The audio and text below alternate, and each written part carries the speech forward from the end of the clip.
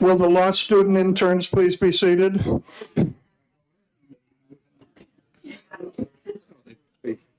It doesn't look like somebody's sitting there and it's like somebody's so happy. No, they put paper. Good to see you. Thank you. That could be very much. Oh, right. Okay.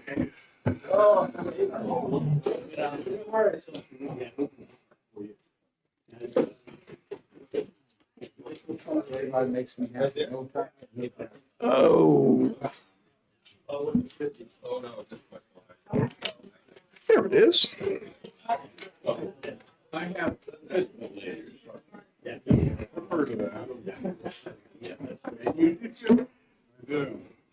I call to order the meeting of Friday, June 23rd for the Health and Human Services Oversight Committee. And would the clerk please call the roll?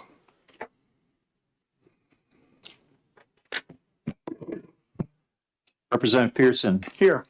Representative McDonald. Here. Representative Weber. Here. Representative Edwards. Here. Representative King here. Representative Merchant. Representative Murphy. Here. Senator Rosenwald. Senator Gray. And Senator Avard. And Rosenwald. We have everyone. I got it. Okay. Next on the agenda is approval of the draft minutes for the May 19th meeting. You all should have received a copy electronically and give you a minute or two to review to see if there were any suggested changes. One small error, just so that everybody doesn't pick on me right away. We actually had our meeting at 1:05 in the PM, not the AM. I had AM in there. Oh, no, next slide. Oh, right. So there's no excuse if anyone slept through it. Okay. Anything else, Representative Weber? We accept them as corrected. A second? Second. Any further discussion? All in favor? Aye. Opposed? Thank you. Subcommittee on Alzheimer's disease and other related dementia status. As you know from our last meeting, Section 126A, 15A is a subcommittee on Alzheimer's disease and other related dementia. This committee has been not meeting for a while, and we're asked if it could be meeting again. And so some work has been done. I circulated an email to representatives on this committee yesterday asking if there was anyone who wished me to recommend you for the appointment of the rep. I already have someone else who's interested who has been doing this in the past, but if you are interested in it, please see me before the meeting is over, because that's when I will walk up to the speaker's office and put a name in. With that, the chair recognizes Jessica Eskelin, Senior Public Policy Manager for the Alzheimer's Association. Please come on up. And there's only one important preliminary task you must master, and you did it successfully. Not everyone does that. Thank you. Welcome. Good morning, Mr. Chair and members of the committee. For the record, my name is Jessica Eskelin. I'm the Senior Public Policy Manager for the Alzheimer's Association here in New Hampshire. As the chair said, I have been. You have one of two choices. Actually, you have a choice of one of two things. Either you move closer to the mic or the mic moves closer to you. No problem. Is that better? Much better. Okay. Thank you. Sorry about that. And it's also for the. Okay, so again, for the record, Jessica Eskelin with the Alzheimer's Association here in New Hampshire. As the chair said, we have been working to sort of resurrect this subcommittee of HHS oversight that is focused on Alzheimer's disease and other dementias. This is something that most states have either a subcommittee or a commission focused on these issues, and it allows them to do a really deep dive on these issues that are becoming more and more prevalent, and certainly for our state, that is applicable. So at the last meeting of this committee, I made my presentation, and the chair very generously said that, sort of keep up the work in terms of doing outreach and letting people know that this is an effort underway. And I'm happy to report that appointments have been made by several of the associations charged with making appointments. And I spoke with the Senate President's office yesterday, and I know that Senator Avard has graciously agreed to serve again on the subcommittee, which is incredibly appreciated. I am aware, it was flagged for me by Mr. Williams, that the website, the subcommittee website needs updating to reflect some of those appointments. So I will be flagging that for the clerk's office. And the two sort of positions that we have yet to identify someone to fill is the person living with Alzheimer's disease. Many of the folks that I am working directly with are not really in a position where that would be something that they are comfortable doing. So that search still exists, as well as a researcher with Alzheimer's related expertise in basic transitional, clinical, or drug development science. Still looking to find an individual that fits that bill. So that's what I'm working on. I certainly would appreciate and welcome any guidance or thoughts that the committee members had in terms of folks who might be appropriate.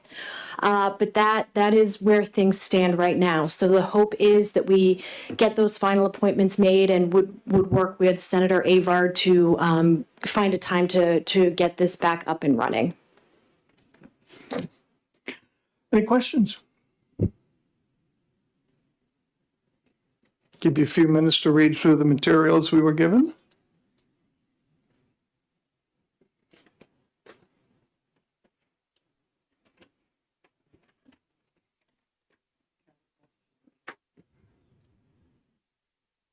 I don't see a hand. I see a hand. Representative Merchant. Thank you, Mr. Chair. Although it's not required by the statute, it's possible that that requires this committee as well.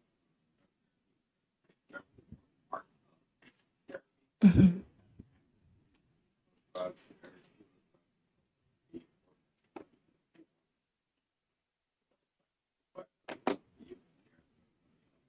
The chair would have no difficulty in that as an adjunct member. Many of these committees rarely take votes anyway, so bringing in a few extra hands is, I think, always helpful, or always can be helpful. Would you be amenable to that? Oh, absolutely. I think the more we can pull together, the better the product. Of the two pharmacists currently serving in the House of Representatives, and all other pharmacists known to us, do you have a recommendation? Your mic is on.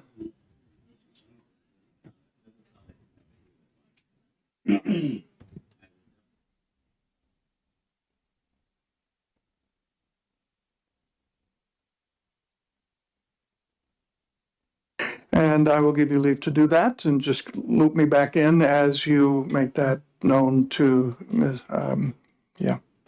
Eskeland. Anything else? Good, thank you. Wonderful. Thank be you in all so touch. much. And once again, members of this committee from the House, we have one House appointment, so if you're interested, I don't see like anyone's. I would suggest Representative. Well, I wanted to give the opportunity to members of this committee as well, but I've already had conversation with Representative Long about this. So, okay, good. I think that, yes, Representative Edwards. So in the minutes from last month, I said if Representative Long wasn't interested, and it sounds like he is. He is, very much so, he said. Well, yeah. okay, never mind. Thank you. It has long been the custom at DHHS for the name Lori to dominate, but I have it on good authority that the name Melissa, or its elegant version Morissa, is the coming name over there. And to demonstrate that, today we have Associate Commissioner Marissa Henn, a jolly good fellow, to make the commissioner's report. Good morning. And yes, thank you. I want to send regards from Commissioner Lori Weaver, who has the Governor's Commission on Alcohol and Other Drugs happening simultaneously. So, and first, I think while we won't go in depth on this, just want to acknowledge the historic bipartisan budget that was signed this week and its important implications for DHHS's mission and the people we serve. So that's not the topic of the updates I was asked to provide, but I think it bears mentioning and our gratitude to those involved. So there were two topics that I was asked to provide some brief updates and answer any questions about today, one of which may actually kind of shorten your agenda because I thought I would cover the Youth Development Center here in lieu of covering it as an agenda item, although happy to go into more depth on any of this. But the first topic is the department's opening of New Hampshire's first ever psychiatric residential treatment facility, or PRTF. This is a huge moment for our children's system of care in the behavioral health realm. Just about a month ago, the state had a ribbon cutting. The governor joined us, others from the community leaders like yourself, Representative Pearson, to open this new unit, if you will, but really a separate and distinct part of that Hampstead campus, which is offering our first ever highest level of residential care. This is designed for youth who are between the ages of 5 and 21, whose behavioral health needs cannot be met in a community setting or in our other existing levels of residential care. In many cases, these are youth who are stepping down from an inpatient psychiatric level of care, but not quite ready to return to their home communities. And it's a very family-centered model of care as well. Families are involved at every step. I think one of the key things that makes this such a huge step forward for the state of New Hampshire is the fact that previously, when a young person needed this level of care, because it wasn't available in New Hampshire and because there are long, long wait lists and unavailability in our neighboring states, we often had to send them to states far, far away, thousands of miles away, which is not conducive to the types of connections with the community that we are all committed to and the day-to-day involvement of their families. So this is a really important step for us, and we are slowly ramping up to make sure operations are smooth. It will eventually have 12 beds. Currently, there are 5 youth there today, and week by week, as we get in rhythm, we will keep increasing that census. So I'll pause there on the PRTF and see if there are any questions. Representative Edwards? This facility, is it secure? So it is not, it is secure insofar as it is designed to keep youth within the facility. It's not like a place people can come and go. So it offers a delayed egress door, partly to meet fire code. So it's not a completely shut down locked door in the way of an inpatient psychiatric unit, but it is still has many security units. It also is compliant with all of the aspects of the zero suicide model in the sense of all of the aspects of the facility are designed to ensure safety for a population that is at risk for suicide. Follow up?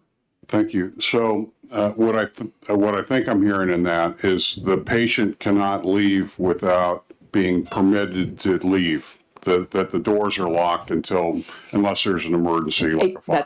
That's exactly right. Okay, so then the other part of this is commitment authority. To what extent can the patient refuse to be committed to this level of care? To what extent are parent approvals and permissions required? To what extent does the state or the medical community make the determination? Yeah. So all of the youth who are served in the PRTF are there voluntarily, meaning they are there based on their own understanding and commitment to treatment, as well as that of parents and guardians in the case of minors. That's a little bit in contrast to the option to explore involuntary care at the inpatient level that you may be familiar with, which is extremely rare that we're in a situation of youth requiring to be admitted involuntarily. But for the PRTF, it is 100% voluntary. Okay. So the It's other also encouraging to know that the committee overseeing it is now going to have public meetings and listening sessions and talking sessions with the residents of Hampstead. That's right. And actually, that connects to the second topic, which is also centered on that campus, which is the Youth Development Center. So as many of you were deeply involved with, especially Representative Edwards, this past legislative session was a very important one in terms of moving our department and our collective vision forward for moving from a correctional model of care into a therapeutic, smaller but architecturally secure facility for youth involved in the juvenile justice system. So through passage of HB 49, we received legislative approval as well as the appropriations to build this new center and to close the current YDC facility. And so just wanted to update this group since a lot has happened, and we also did provide a report, a letter to you, Representative Pearson, on the progress that is made. But just wanted to highlight a few aspects and answer any questions. So the first step since passage of HB 49 was that we brought on SMRT architects and engineers to complete a site assessment analysis to determine the feasibility of 3 potential locations for this youth development center, which Representative Pearson was displaying. And they did a very in-depth analysis, many technical specifications, examination of different criteria, et cetera. And we, as a department, released that just about a month ago. And that assessment concluded that the Hampstead Hospital and Residential Treatment Facility campus that I was just telling you about the PRTF residing on would be the best option among those 3 for the location of this future YDC. In addition, since we last met, under SB 1, which passed prior to HB 49, a commission has been formed that is chaired by Senator Birdsell to study the community impacts and various considerations of that site and the wider community context. So things like public safety, et cetera. And that commission, which I sit on, had its first meeting just about a week ago. And to your point, Representative Pearson, is going to be a crucial group for providing, it includes a number of different leaders from law enforcement, from the provider advocacy community, members of the House and Senate, et cetera, to ensure that we are taking a thoughtful approach as we launch into this next phase of design and construction of the facility. So a report is due by November. It sounds like Senator Birdsell is pretty committed to getting that in sooner. And part of the reason for that is that we're trying to move pretty quickly here. One of the timing constraints is that the federal ARPA dollars, the COVID relief dollars that are being used in large part to build this facility, need to be spent by 2026 and need to be dedicated by the end of 2025. So in order to do that with a facility of this scope and size and complex population, we need to hit the ground running on the design process. And that's exactly what we've done and what we will engage this commission in. The other update is last Wednesday, about 10 days ago, the governor and council approved our contract, our selection of HDR as the architecture firm to do the design process for this build. And they have a long history of work, both in the juvenile justice space, but also in New Hampshire. And so now it's a matter of knitting together all the pieces, ensuring that the voice of local community through community meetings and consultation are very much present, as well as the work of the commission, which is helping deepen our focus on the critical aspects and impacts of this facility. But we'll be moving quickly, but feel good about the process and the effectuation of the vision that we've shared for a long time. Any questions on YDC? Representative Edwards. Is there anything that the legislature can do to eliminate any potential barriers or roadblocks that would slow or impede the design and construction process? What can we do to help and stay out of the way? Well, I think the passage of SB 1 and HB 49 was a critical first level of leadership to setting us up and providing the funding to do this work well. But I think right now we're all largely on the same page. I mean, I think we're seeing, we have a good precedent with the forensic hospital that's being built here in Concord to realize that it's critical to be consultative with everyone who's involved, everyone who's impacted early and often. And that will continue to be our approach, not just with elected representatives, but with local community, with schools, with law enforcement, et cetera. So I'll let you know, but I think for right now, we're grateful for the support that's even gotten us to this point. Representative Weber. Thank you. And could you just remind me of the timeline? Yeah. You said funds designated by 2025. I'm hoping they will be I mean, I know that there's been an appropriation, but if you could just give me a quick overview of the timeline. That would be helpful. I thought you might ask that, so I actually brought it. So we are currently in what is called the pre-design phase, which is June to August 2023. And by the way, I'll send this around so it gets captured in your minutes. So this summer is pre-design phase. August to October 2023 is the schematic phase, where this design actually comes to life through actual vision documents. October to January will be our completion of our design development. Don't ask me what that means. The architects tell me it's the next phase in bringing together the pre-design and schematic.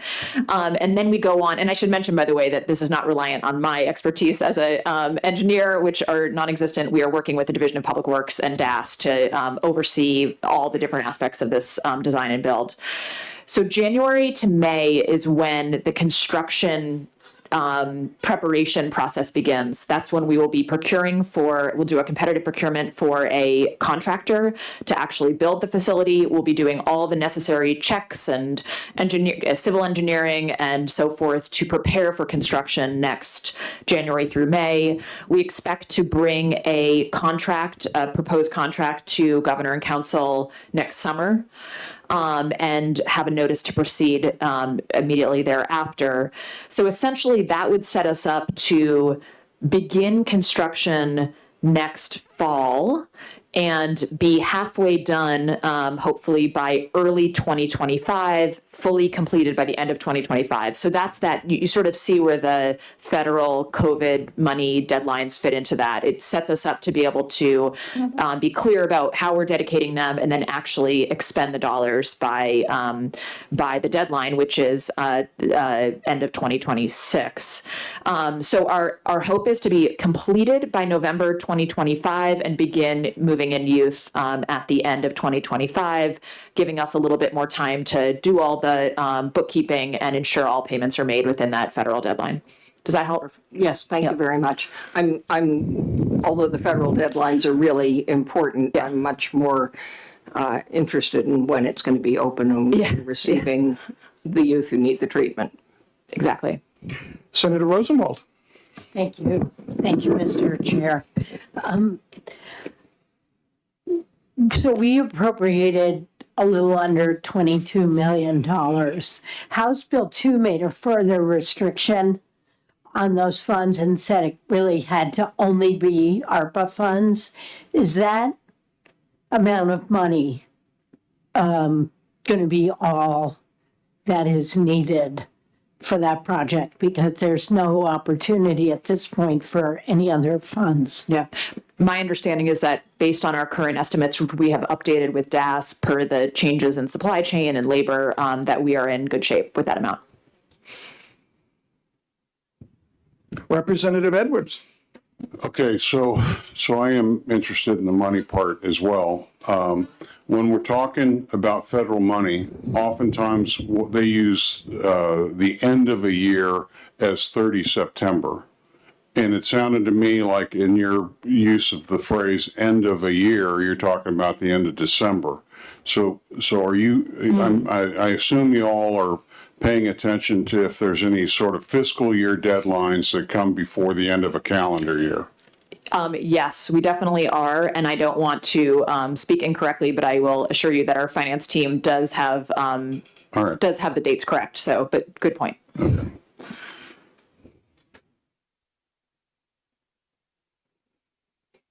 Any other questions?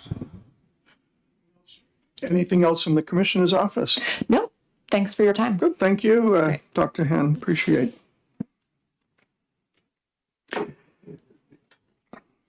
U.S. Surgeon General's Advisory on Social Media and Youth Mental Health. Chair recognizes Patricia Tilley from the Division of Public Health and Jennifer O. Higgins, Senior Policy Analyst, Division for Behavioral Health. Good morning. Thank you, Chair. Thank you for welcoming us to the committee today. Again, I am Trish Tilley, Director of Public Health. And I'm Jenny O'Higgins, Senior Policy Analyst and Legislative Liaison for Behavioral Health.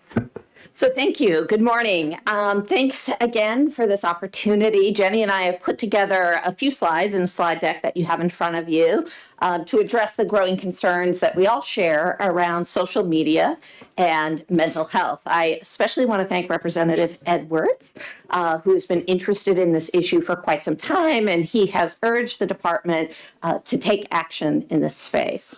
We have done so much in the past couple of years to address the acute mental health needs of young people and adults in the state. We're just hearing about it from Associate Commissioner Henn right now. But the evidence is growing that there is more to be done to build protective factors long before there are acute needs that require complex, expensive treatment and interventions. This is why it makes sense to look at this issue around social media with a public health framework using data to develop smart prevention messaging and appropriate policies. You have a ton of slides in front of you, and we are not going to go through each one of those. We're happy always to take questions and have more conversation, but I understand you have a very long agenda, and it is a beautiful June day outside. So we're going to focus on three things. We're going to focus a little bit on level setting, what the data is, that highlights where some of our concerns are. We're going to focus on the Surgeon General's advisory, and three, what our plans are for addressing it in New Hampshire, especially through the governor's new executive order. As you flip to slides 2, 3, and 4, you'll see what you already know. Screens are everywhere, and social media is ubiquitous. The American Academy of Pediatrics has been focused on issues of media exposure long before the advent of TikTok. But now that more than 80–90% of youth are on their personal devices for hours and hours a day, the problem is compounded. Youth are bombarded with targeted messaging, and the algorithms themselves are designed to keep you scrolling and to put eyes on products and to promote potentially harmful messaging. Slide 5 in particular illustrates that one of the differences between our old worries about media and TV screen time, for example, is the very personalized algorithms and the opportunity for harmful direct messaging. Girls, in particular, are in the crosshairs, with almost 30% of girls in New Hampshire high schools reporting cyberbullying. It is interesting that it appears that this happens more at younger ages. 9th grade has the highest rates. Again, this is Youth Risk Behavior Survey, the survey that we do in high schools across the state. We all lived through middle school, all of us, although it was quite a long time ago for some of us, and those early years, but many of us, even then, we're just sort of happy to get through the school day. The difference now is that those messages and potentially bullying behavior follows you the rest of the day, no matter where you are. You're at home, you're at night, in bed, you wake up in the morning, that device is there, and there's an opportunity for those messages, harmful behavior to follow you wherever. And of course, the most concerning data that we've seen is around the dramatic increase in the number of youth who are feeling sad or hopeless. This pattern began well before the pandemic, although we've sort of talked about it in the framework of the pandemic. But you can see on slide 6 that trend line was going in the wrong direction before. And we are now in an unfathomable place where more than half of girls, high school girls, are feeling sad or hopeless. In contrast to cyberbullying, the data suggests or appears to have more of a cumulative effect where older students are impacted more than younger students. And I know, Jenny, you want to talk a little bit about this and Yeah, I think just in terms of our crisis lines for behavioral health, we're seeing similar trends to what you're seeing here in the Youth Risk Behavior Survey of who is calling. I also will say that we'll get into this in just a moment too, where teens also find out about resources and ask for help through their devices, right? And so that's another critical, important piece to talk about. What are some of the positive aspects, because they're not going away. So what are the ways that people also access resources and help? But when we look at our data from our crisis lines, in particular the crisis text line, the people that are texting from New Hampshire are 14 to 17-year-old girls primarily. So that does line up right with this information. So I think that sort of leads to some of the good news, if there is any good news in here, is we know what can protect kids. And one of those things is having access to resources, having access to 988 in a way in which that is comfortable for those 14 to 17-year-old girls to use. They're already texting anyway. That's a way that they feel comfortable getting information. We also know that we have other things that are protective for kids, positive, high quality relationships with their peers and with their parents. Connectivity and believing you can make a difference helps build resiliency. Social connection, which is the number and variety and the quality of those relationships that meet your own personal needs, is important to kids. It's important for adults. Not only is it protective for the wear and tear of social media, but it is also protective of things like anxiety, depression, heart disease, diabetes. Those social positive connections are really, really important. There's always going to be kids who need a certain level of intensive treatment, but from a prevention and a protective lens, there are opportunities to ameliorate the crisis and try and get this curve to bend in a different way. And so Vivek Murphy, who happens to be one of my favorite people, has put out that he's the Surgeon General of the United States. He's put out an advisory on social media and youth mental health. And I encourage you to check out his full advisory. It is available online. And also, while you're doing that, to peek over to some of the priorities that is within the Surgeon General's office right now that address a multitude of issues that are plaguing us today, but that include youth mental health, but also things like social connection. You can't think of the two without each other. And so this is where we get into some of the emerging data on the negative impact of social media.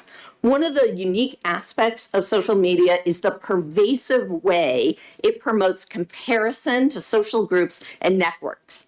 And this can lead to a host of issues from disordered eating, body dysmorphia, depression, and self-harm, especially among vulnerable youth.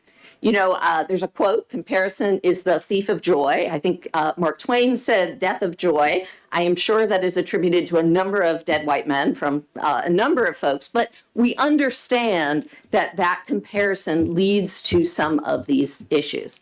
And while youth describe the benefits, as Jenny said, from social media, the positivity is not always unanimous. Teens say they feel overwhelmed by the drama that they see on social media. They have pressure to post content that get likes or comments, and that moves them in a certain way to post more provocative images. And some report that these platforms just make them feel worse about their own life.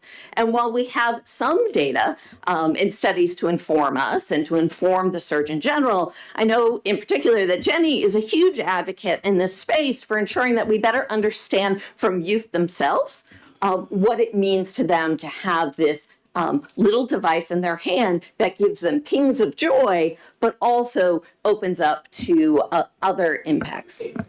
Yeah, so I think to that point, I think it's really important, just like in all of our work in behavioral health, we're constantly talking about voices of lived experience, right? And there are some times with our children where if my toddler doesn't want to ride in their car seat and says that's uncomfortable, I know better and I have to keep them safe. There are other times when you're engaging with adolescents, when you work directly with adolescents, they are younger grown-ups. They can make a lot of decisions on their own. They can do many of the things that adults can do, and we have to recognize that their brains are not fully developed, and of course have to help them navigate this. But I do think it's really critical when making policy or when parenting at these age group that we have open communication and that we hear from voices of young people. So I really enjoyed reading more about slides 12 and 13, where you have a Pew Research study that is what teens are telling you, right? So you'll see in there some of that data around when they feel overwhelmed, when they're comparing themselves to others. And then you'll also see on that slide 13 that there are times where social media helps teens feel more connected, helps them find resources, helps them be able to express creativity. So I do think we have to find balance as opposed to saying because of potential negative harms, we take these things away, when we have to really make sure we educate young people to help them make informed decisions about their health, just as we would in every other kind of area. Yeah. You know, I think it's important on that to also acknowledge what we still don't know. So we don't know how, you know, in-person versus digital interactions impact your health. We don't exactly know how that happens. We don't exactly know how social media builds or erodes social connectedness. There are lots of areas for research, lots of information that we still don't know. And we really don't know what type of content and at what frequency generates the most harm. There is a lot to learn. There's a lot to learn from youth themselves, and there's a lot to learn from sort of greater research as we move forward. So I think at the end of the day, we need to balance the good and the bad. I think that's our job every day. That is your job as policymakers. It's our job here in public health or in the Department of Health and Human Services is to balance this difficult, murky, emerging area that we've all come to live in. So what can kids and families do right now? So granted, we don't know all the answers. We need to hear more from youth, but what are some of the things that we can do right now this very second? So first of all, I think we need to model responsible social media behavior. And that goes for mom and dad, in addition to kids. I know I have a Gen Z daughter. She is quick to call me a screen ager. That's what we say in the house. She says, Mom, stop being a screen ager as I am scrolling and answering emails, perhaps from some of you, while we're eating dinner. I think it's important to model that kind of boundaries about when it's okay and when it's not okay to be on your screens. We need to learn about technology and the ways in which media is designed to market products and move behaviors. I think, corporate world is Madison Ave is very bright. There's a reason that we buy a lot of things and why we're moved to do that. And I think it's important for us to learn that that is often behind some of the things that we see on our screens. We need to understand how those algorithms work. We all need to set some boundaries for use, mom, dad, kids, everybody, about tech-free zones, when we use it, when we don't use it, and have conversations about that take in account what youth need and want, knowing that brain development isn't quite done yet, and what parents can do to model in that space. It's important for us to report cyberbullying and any online abuse. We need to make that known. We need to make that be something that kids feel comfortable telling their parents about, and really that has repercussions at the end of the day. And then something I know that many of you in this room are very passionate about is really about protecting and promoting digital privacy. I think that that's an area that we have a lot more work to do on, but it's critical if we want to be protective of kids. So, one of the good things is that we have not choreographed this in any way, shape, or form. So one of the other pieces of good news is that there are blueprints, and we don't need to start from scratch when we talk about education for youth in particular. There are some guidelines that are already out there that focus on where in sort of children's age and development, what's important for them to learn, what we should talk about, what healthy behaviors are and what impacts those healthy behaviors. So we're very fortunate that some of those curricula already exist out there and are useful for us, and quite frankly are already happening in many schools in the state. Jump in for a second. So you will see that we put in here some of the national standards, and across the board in each of these different, you should know this in your health education by this age level. It starts from an understanding of identifying ways in which media impacts health behaviors, and it moves towards analyzing those and evaluating how they're affecting you. So it's really teaching critical thinking skills, but around this topic, and that those will help us to set what are the things that our youth need to know and our families need to know in this space. We're also really lucky to have a homegrown nonprofit in New Hampshire that's a national leader in this area. Media Power Youth has national evidence-based programs on the SAMHSA registry around how does media literacy impact health behavior. So very happy to be working with them as well. Absolutely. I can't underscore that enough. Media Power Youth is a phenomenal organization based out of Manchester, and they have been doing this work long before a TikTok revolution. Is this listed in the slides anywhere? That Media name? Power Youth? No, it isn't, but I can send you the link. Media Power Youth. Media Power Youth. Why not? Let's invite them. So, Representative, Counselor Attorney Edwards, let's invite the people you just spoke of, okay? they're a great organization and have worked closely with the department in lots of areas, in our injury prevention, in prevention work for drug and alcohol. They're fabulous. So Governor Sununu jumped on board as well earlier this month, as you know, and issued an executive order that primarily does three things. One, it looks at curriculum. So much like we just spoke about, it directs the New Hampshire Department of Education with support from DHHS to make recommendations and build developmentally appropriate frameworks based on existing school criteria. Two, it directs us to look at the data. DHHS and the New Hampshire Department of Ed will review existing research and the harms of social media. This has already begun. And three, there's a communications and a public engagement plan. And I know that that was of particular interest to Representative Edwards when we had our earlier conversations. And so the governor's order also directs Department of Ed, HHS, DO-IT to coordinate and develop a communication plan to both inform and engage parent and youth voice as we move through this process. There's 90 days. We have to put something together. The commissioners have already begun meeting on this. The work really begins in earnest in July. So a lot more to come in that space. So as we wrap up, I know you have a long agenda. You know, I think we have a couple of messages that we want to make sure that we move forward. There's an analogy that's been floating around my head that is imperfect, but I think is helpful, which is social media is a little bit like a car. So when we think about cars from a public health perspective, we've made the car itself safer. Parents and families have a responsibility to work with their youth to get them ready to drive that car. And we have policies in place as well to also ensure the safety of everyone who's on the road. And I think it's important to think about it that way, that the work is not solely on the backs of youth and parents to fix social media.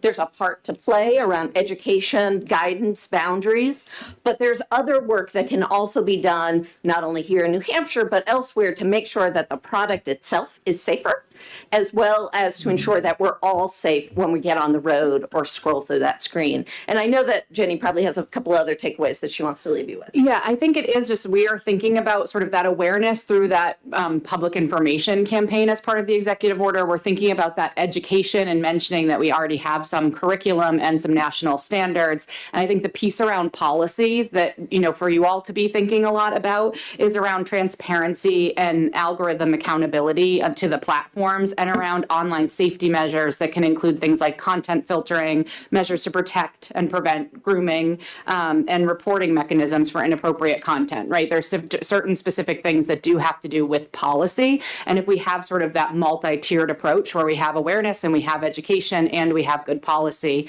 we'll be moving in the right direction.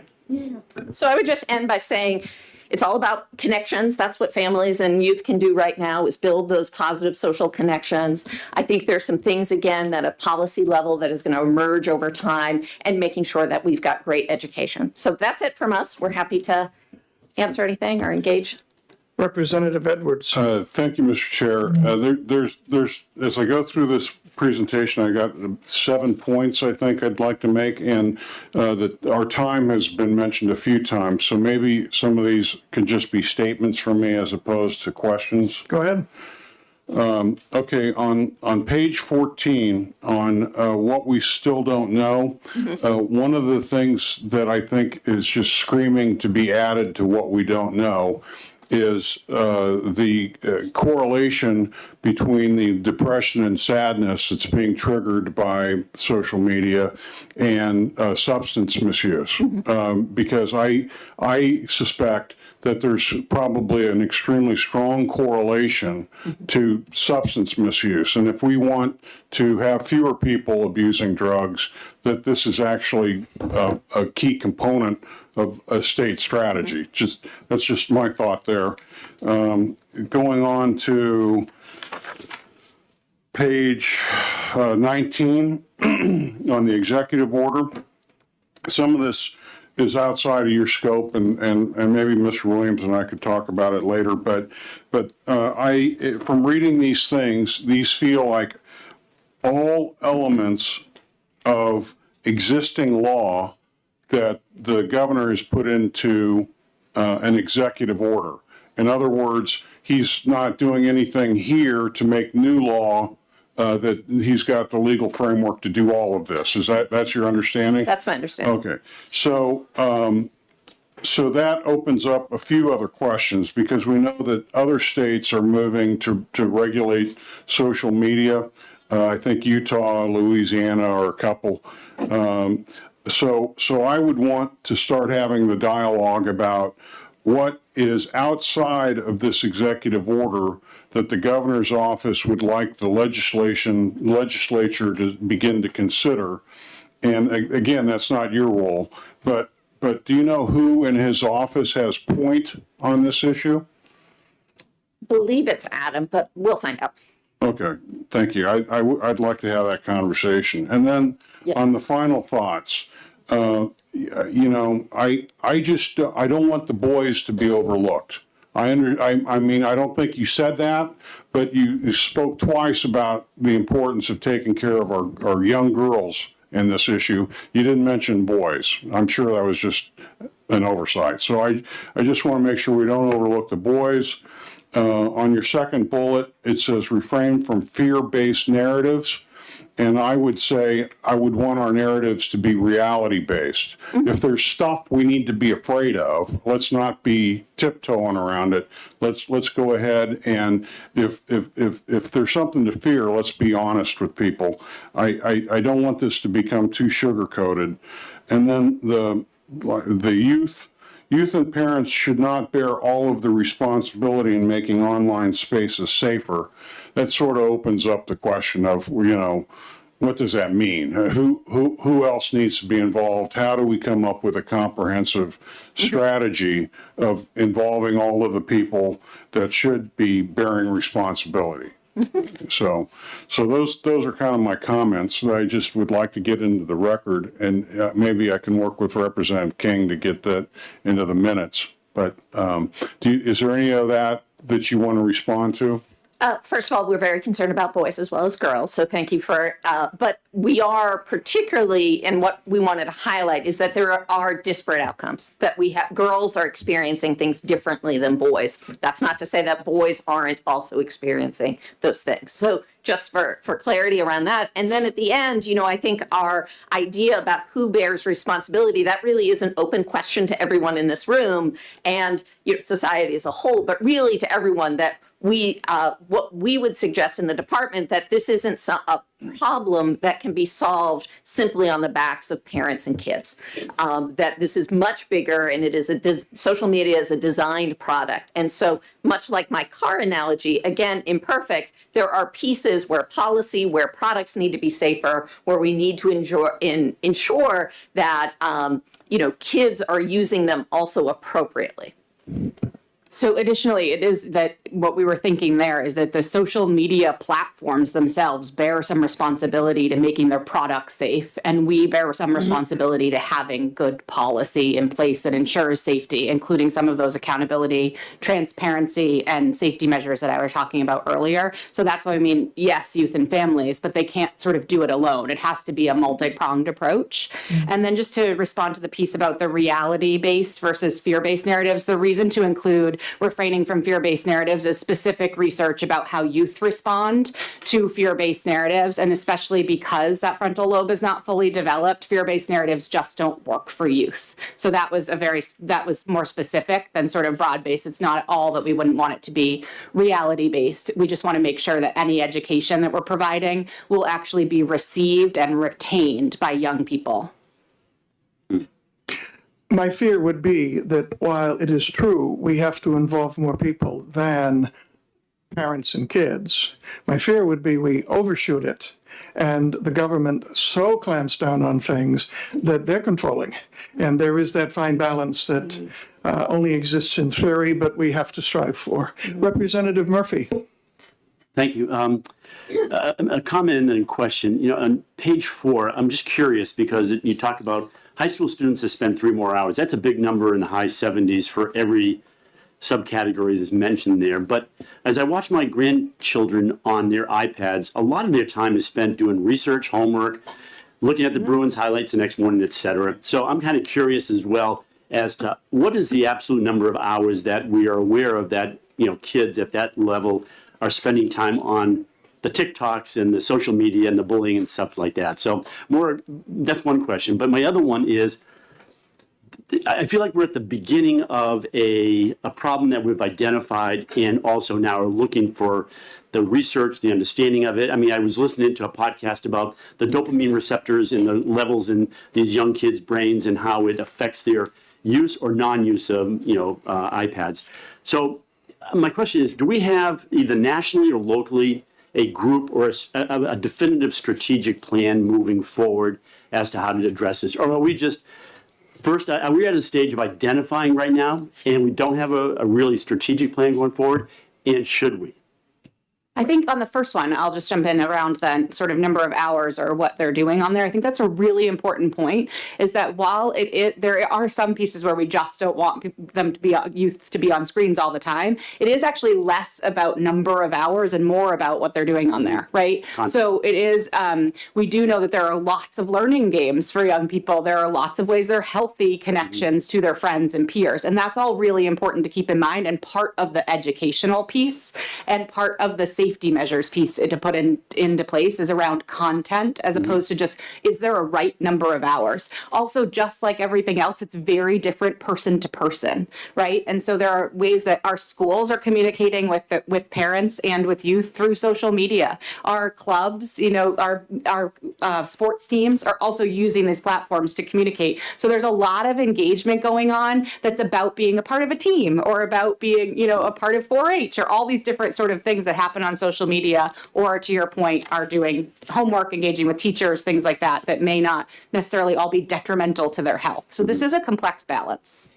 I couldn't agree more. Thank you, Jenny said that beautifully. And, I'll just note that this 3 hours per day on screen time, this is a measure that has been measured for well over a decade in youth risk behavioral. And it actually came out of TV watching and the amount of commercials you saw. That was the research that came up with this magic 3 hours. So our media consumption has changed so much there. I think what it does is indicates what we all see, which is we're all spending a lot of time scrolling, but that scrolling has a lot of different content on it. And that's the research that needs to be done, which comes back to your last point of, is there a strategic plan? And, I'm certainly not aware that there is an overarching strategic plan that's addressing this. So I think in New Hampshire, we are at the beginning. We know that schools and community organizations have certainly addressed it in the ways in which they can. I think the governor's order, at least, while it does not go far, it certainly gathers the appropriate state agencies together in a room to start having important conversations. Senator Rosenwald. Thank you, Mr. Chair.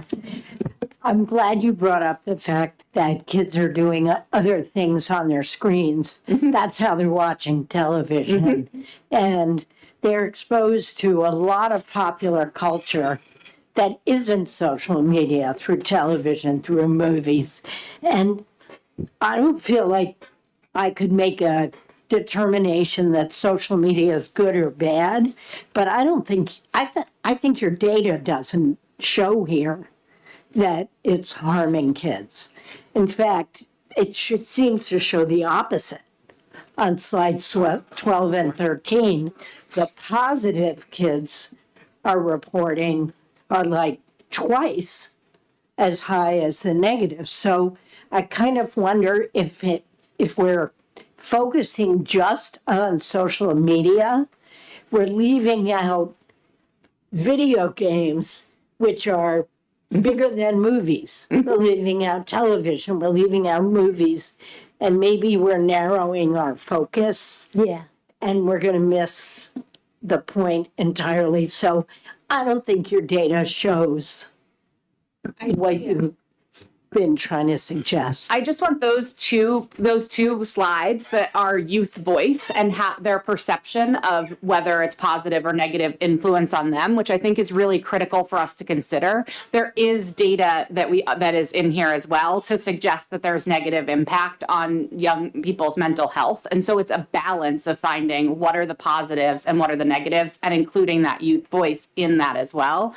But we also can send you the links to the research in here so that you have that to dig in deeper or, get you more information about that. I think that would be helpful because I don't think your data support your point. And I agree. Thank you for acknowledging that in here.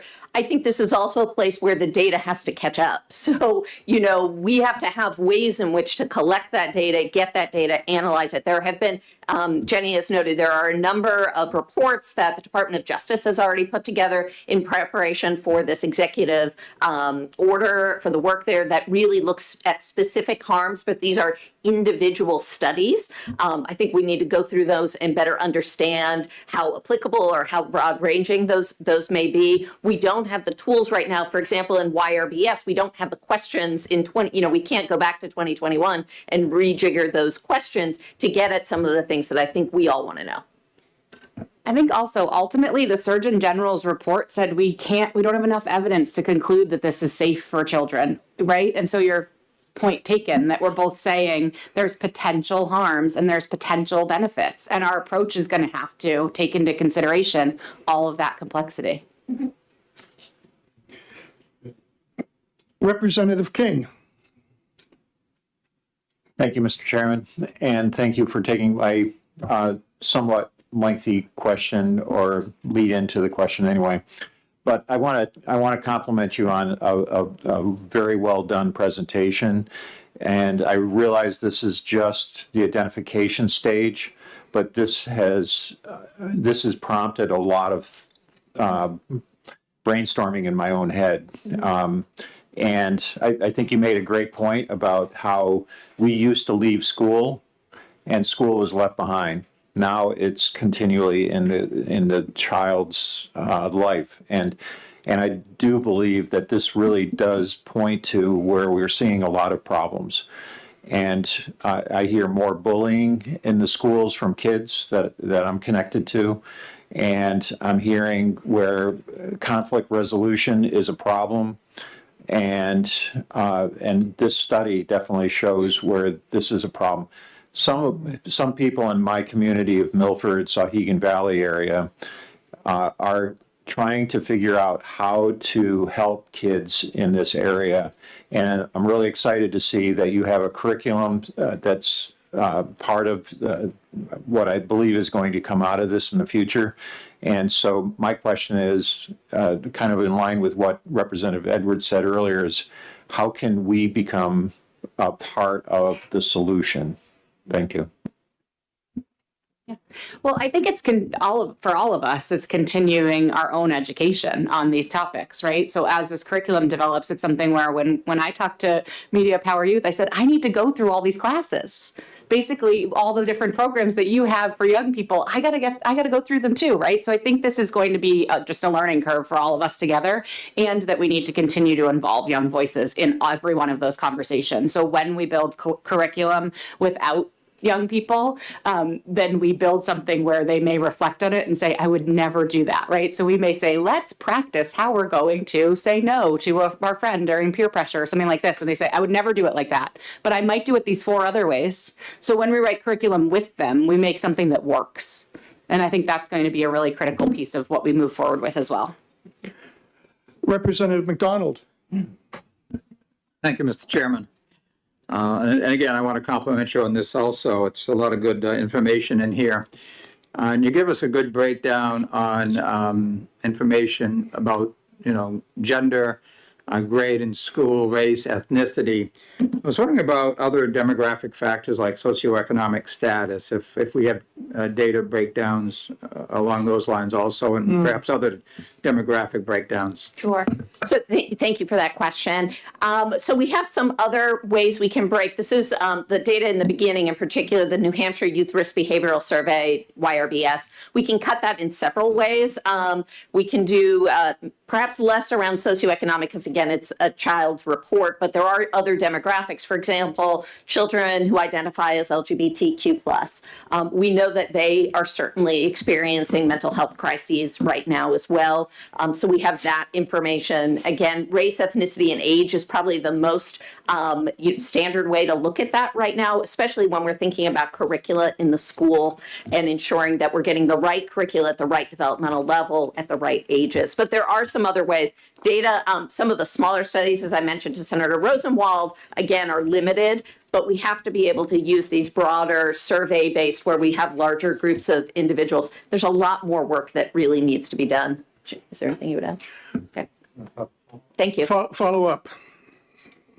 And the reason I mentioned socioeconomic and economic in particular is obviously a wealthier family, there's more electronic toys a child might have access to than in a more disadvantaged household. And I think that information would be helpful if we could get something like that. Absolutely. Although what we have found is that, again, across economics, most kids have a phone. You know, it may be an older iPhone than a newer iPhone. It may not have 3 cameras on the back. It may have 2 cameras on the back, but they have a phone. So that is part of the mix right now.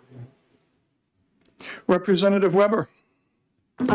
And before I ask my question, I will just second that as somebody, I serve as a CASA, and the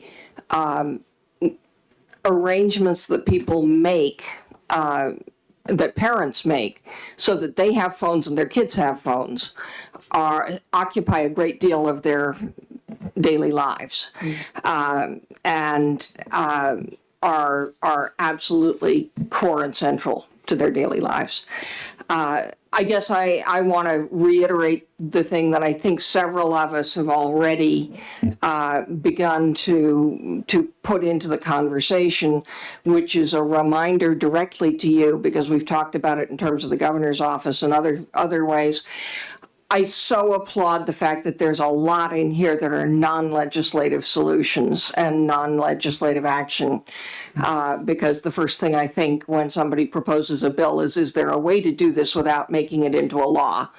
But I think all of us want to be very clear that if you have suggestions or requests for legislative action, that we start hearing about them early so we can develop them early, because we have a very short window of opportunity in September in order to file bills, and it's an opportunity I don't want to miss if there's something coming down the road.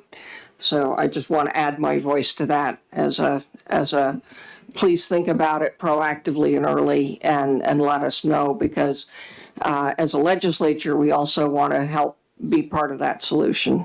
Thank you, Representative Weber. I know that at least the governor's group that has come pulling together, is working over the summer. So I think in part so that we have some time to think if there are policies that need to be addressed.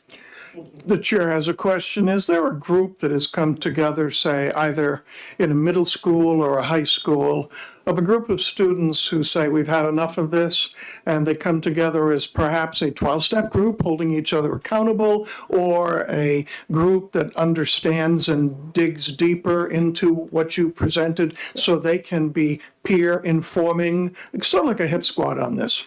I mean, I think there's just a number of amazing youth serving organizations and youth groups, and many of which are sort of grassroots as well, coming from young people. We can connect also with our public health regions, with our drug-free community grantees, and on to kind of get a better understanding of what's the youth voice and youth pulse on this in New Hampshire. Again, also the curriculum, that Media Power that I mentioned earlier, that is an evidence-based curriculum, is actually written with New Hampshire middle schoolers. So that's also just an interesting and kind of neat piece that they wanted to be involved in, and gave voice to the existing curriculum that we do have. Are you telling me, or am I wanting you to tell me that there's a growing number of kids who are recognizing all of this stuff and said, we've had it, we're not going to take it anymore, and we're going to fight back, and we're going to look out for others who we can bring on board? I don't think that youth are saying, hey, we're done with social media, but No, I I think didn't they're mean saying, how done can we with it. stay healthy and safe, and what do we need to know, and questioning where it's challenging them and where they find it helpful and connecting, right? And so they're asking the same questions of themselves and then looking to, yes, educate themselves and their peers. And hopefully some are influencers. Yes. Any other questions? Representative Edwards? This is a segue off of, I think, Representative Weber's comment about what we might do legislatively and what we ought not to do. I wanted to make sure also that I thanked Ms. Tilley, because she was very open to beginning to discuss this months ago. And I don't know if the governor's idea came organically in a parallel way or if it was connected in some way. It doesn't much matter. But I do appreciate the fact that you're willing to engage this issue and begin talking about it months ago. And in our research together, I think we've looked at 2 states that have passed social media laws restricting access to minors, and we looked at the clinical research that they use to support their legislation, and I have to tell you that I was frankly disappointed in how the other legislatures used really probably, I would call it, to be fair or nice about it, they use their own legislative experience and judgment more than they seem to be relying on existing research to drive the contours of their bills. So I would hope that we have efforts and approaches to stay on top of the emerging research on this so that the research can inform the legislature on what we ought to do. I don't want to do this seat of the pants. I want to do it right. So if you will stay on that, I'd appreciate that. And again, thank you for being willing to get involved early. Thank you. It has been a pleasure, and you're absolutely right. The research is developing. To Senator Rosenwald's point, to yours, there's interesting information out there. The Surgeon General's report, which we'll send out, also links a number of studies that talk about some of the negative impacts. Again, they're individual studies, so I think we are in that exploration phase, certainly through the summer, to synthesize what is out there right now and what are the holes that we still need to learn. Representative Merchant. Thank you, Mr. Chair. First of all, thank you for the report. It's very informative and very useful. Although a lot of this is talking about the issue and trying to find ways maybe to prevent the issue of bullying and so forth, I commend it. In the interim period of time, what are we doing for the children? Where can they turn? Because at this point in time, if they're feeling hopeless and sad, do we wait until all of a sudden something happens? But what do we do to be more proactive to allow the students a safe place to go so that they can report it, be given resources they need to deal with it? Jenny's great to answer that. So I think this is about connectedness. And so where young people feel most connected and safe to go, that is where they should go. So there need to be a lot of options. So we have, folks internally inside the schools that people can talk to. Having trusted adults throughout our communities is critical. And we have our, crisis resources available for behavioral health that really, most recently, we've been doing so much crisis transformation work. And we've opened that up both at the national level and in New Hampshire, where we used to have, the National Suicide Prevention Crisis Line. We're now looking at that as a crisis line, lifeline more broadly, and trying to get upstream so that people can call, text, chat well before a time of crisis. So when young people are feeling overwhelmed is the time to make that, to already start to make that connection and get some of those resources. My 5-year-old has told her whole class, when you need police, fire, or ambulance, you call 911. And when you're feeling sad, overwhelmed, or angry, you call 988. Follow up? Thank you for that. It's very helpful to hear that. Is there some initiative at least within the school system or any school or even a community, that there is that trusted adult that has been identified, if you will, so the kids, children, if you will, know who that adult is, so that when they call 988, which is great, but at the same time, somebody within their environment that they know is an adult that's been identified as truly a trusted adult that they can go to. So Department of Education has social emotional wellness division, and we've worked closely with them to make sure that every school district is aware of our rapid response resources, our mobile crisis teams that can respond in schools, the resources provided, through 988 that students can access. So making sure that our school districts have information about all of the crisis resources, as well as every school has folks that are safe people to go to, but sometimes that might be very specific and a student assistance professional, which works sort of like an EAP for adults, but it's for students, right? And that may be the identified person. That doesn't mean the student isn't still picking the art teacher or the math teacher or whomever to talk to. It's going to be about who they feel safe and comfortable coming to, which is why it needs to be that everyone has the information. Thank you. I can't underscore that as anymore. It really is a community response at the end of the day. Children are going to find those trusted adults in many places, hopefully. I mean, I think it is incumbent on all of us within our communities to ensure that there are places where kids can connect. And that's going to look very different for very different kids. We have sports teams that some kids really connect and they've got trusted coaches. We have kids who are in the arts. We have kids who do music. There are other, 4-H. We need to build a resilient community that is really focused on ensuring that kids have relationships with trusted adults and model positive peer interactions. I will just also mention that we do have both mental health first aid curriculum, a youth mental health first aid going on throughout New Hampshire. That's already available for sort of those gatekeepers, which means just our general population having an understanding of youth mental health first aid and how to connect to resources, as well as NAMI's Connect program are just some examples of where we are able to, as community members broadly, get everyone sort of some amount of training, because really when it comes down to it, when a young person comes to you with a concern, it's about having the courage to have a really difficult conversation and having the language and the resources, right? And so the more people we can train in those sort of gatekeeper trainings, the more often our adults are ready when their kids need them. Because of the hour and the number of agenda items, I'm going to thank you both for coming and keep us posted. And I've already asked Councillor Williams to put on the September agenda this group from Manchester that has been referenced.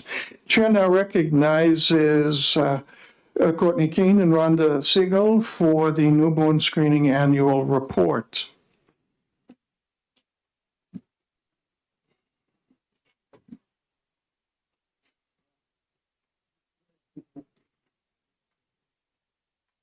Thank you.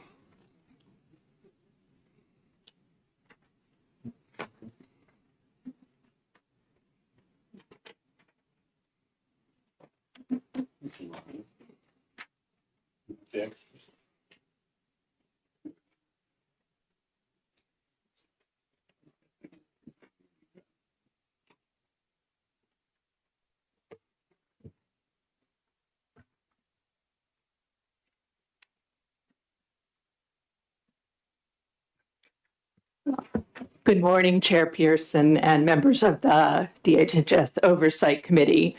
My name is Rhonda Siegel, and I'm the section head of maternal and child health within the Division of Public Health Services, and where New Hampshire's newborn screening program lives.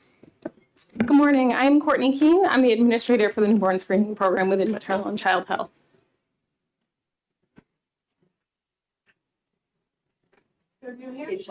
Mike. I'm sorry? It shut off. The mic shut off. Oh, thank you. New Hampshire's newborn screening program, acting in accordance with RSA 132.10A and Administrative Rules HEP 3008. In calendar 2021, 12,547 infants born in New Hampshire were screened for the 37 disorders on our panel.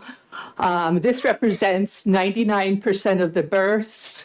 There is an opt-out if parents do not wish to have their child screened. In that same calendar year, there were 662 infants with abnormal screening results. So remember, this is a screening program, not a definitive diagnosis. Of those infants, 35 had a definitive positive diagnosis. What's new in our program? For the first time since the program has been in place, we now have 2 FTEs specifically devoted to newborn screening. In the past, we used to have to pull from other programs, nurses from other programs, from maternal and child health to work the program, but now we have 1 full-time employee and 2 part-time. This has allowed us to expand our efforts in quality improvement and particularly in follow-up, both with families and providers. So timeliness, so just as an example of our quality improvement, timeliness in newborn screening is key.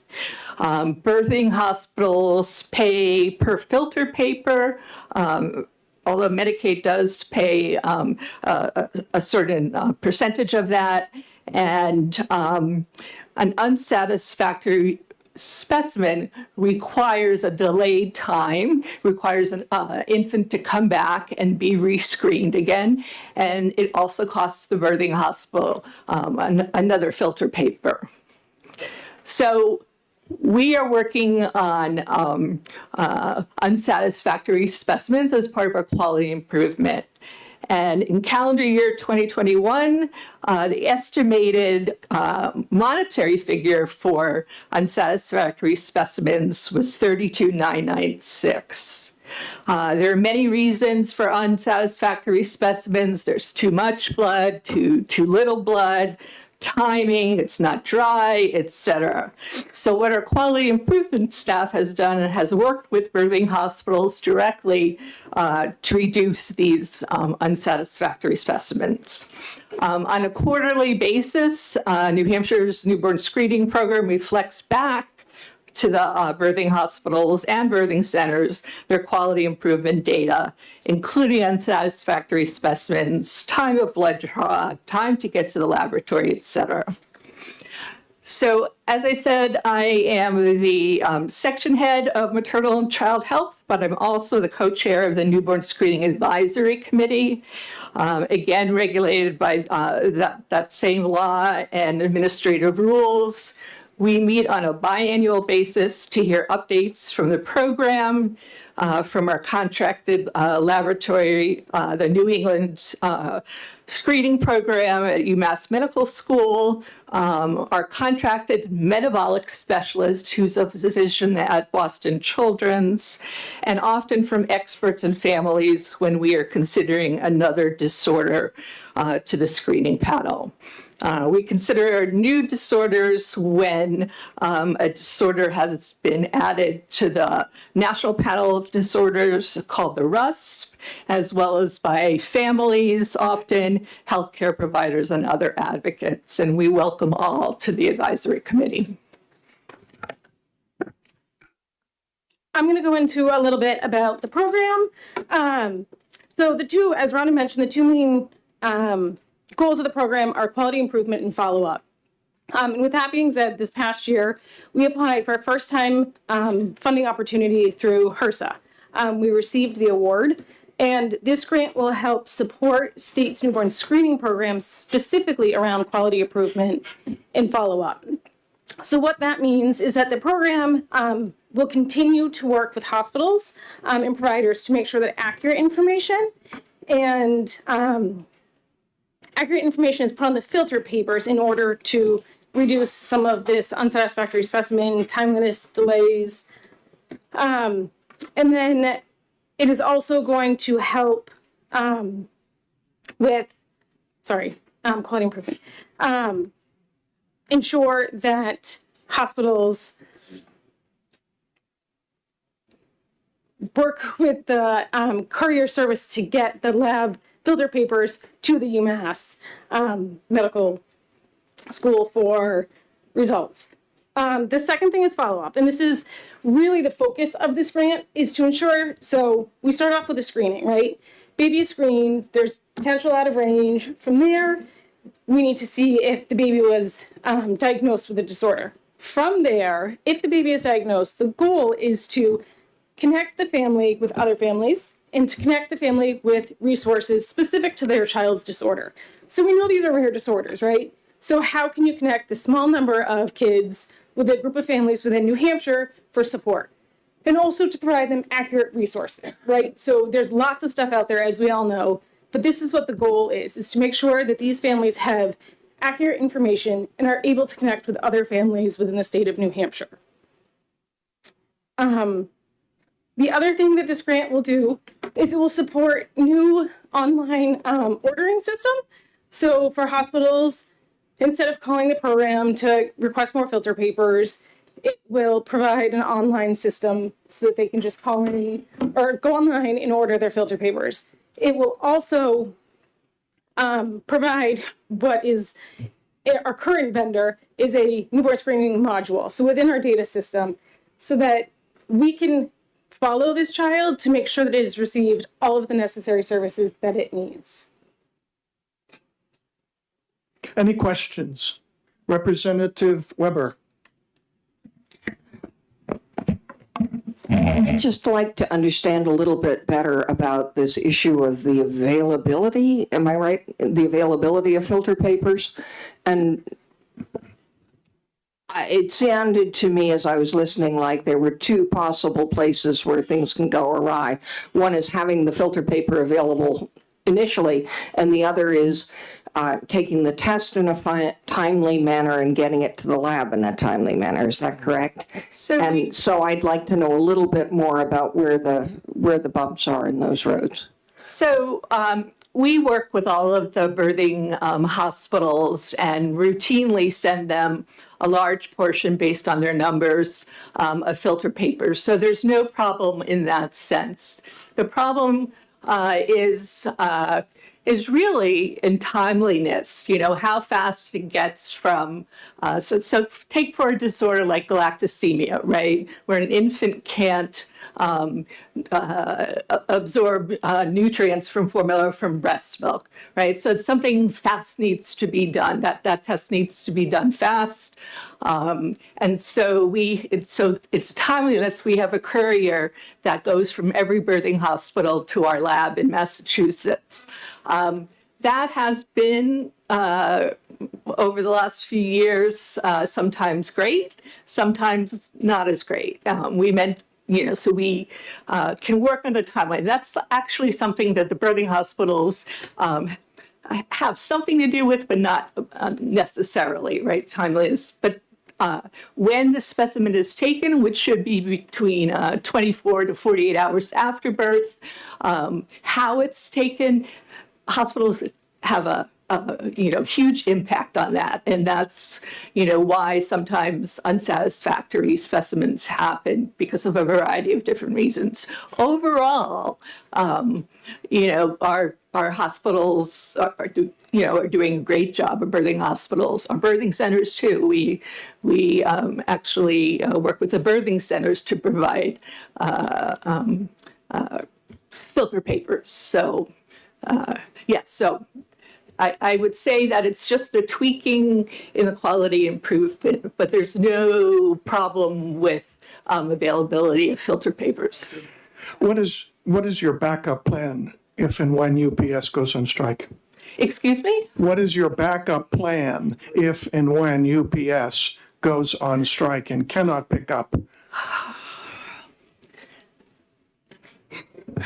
So interestingly enough, there's two different couriers we use. So we use UPS and City Express. So if there is an issue, we will use our other, the UMass will use their other vendor courier to pick up the specimen. Thank you. Representative Murphy. Great, thank you.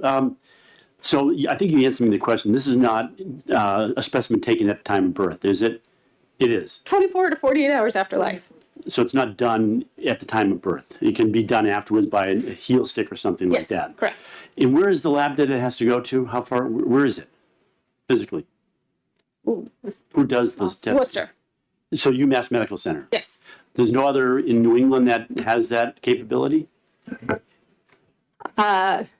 We put out a request for proposals every certain amount of years, and that particular program has, has won the bid. There were very few. I think they were the only people who actually put a bid in, put a proposal in, and they also service Maine and Vermont, and so they're a large lab. They're very well connected, have a lot of staff. Follow up. Thank you. 99% screening is quite a number. Is that by statute then? I wasn't aware of that. Yes. It is? Yes. Okay, thank you. Representative That's what I thought. Edwards. Thank you, Mr. Chair. I think I have three small things and I'll come back for follow-up. On page 4, this is the back part or the last half of the table showing the number of confirmed cases. Yes. And so this makes me think,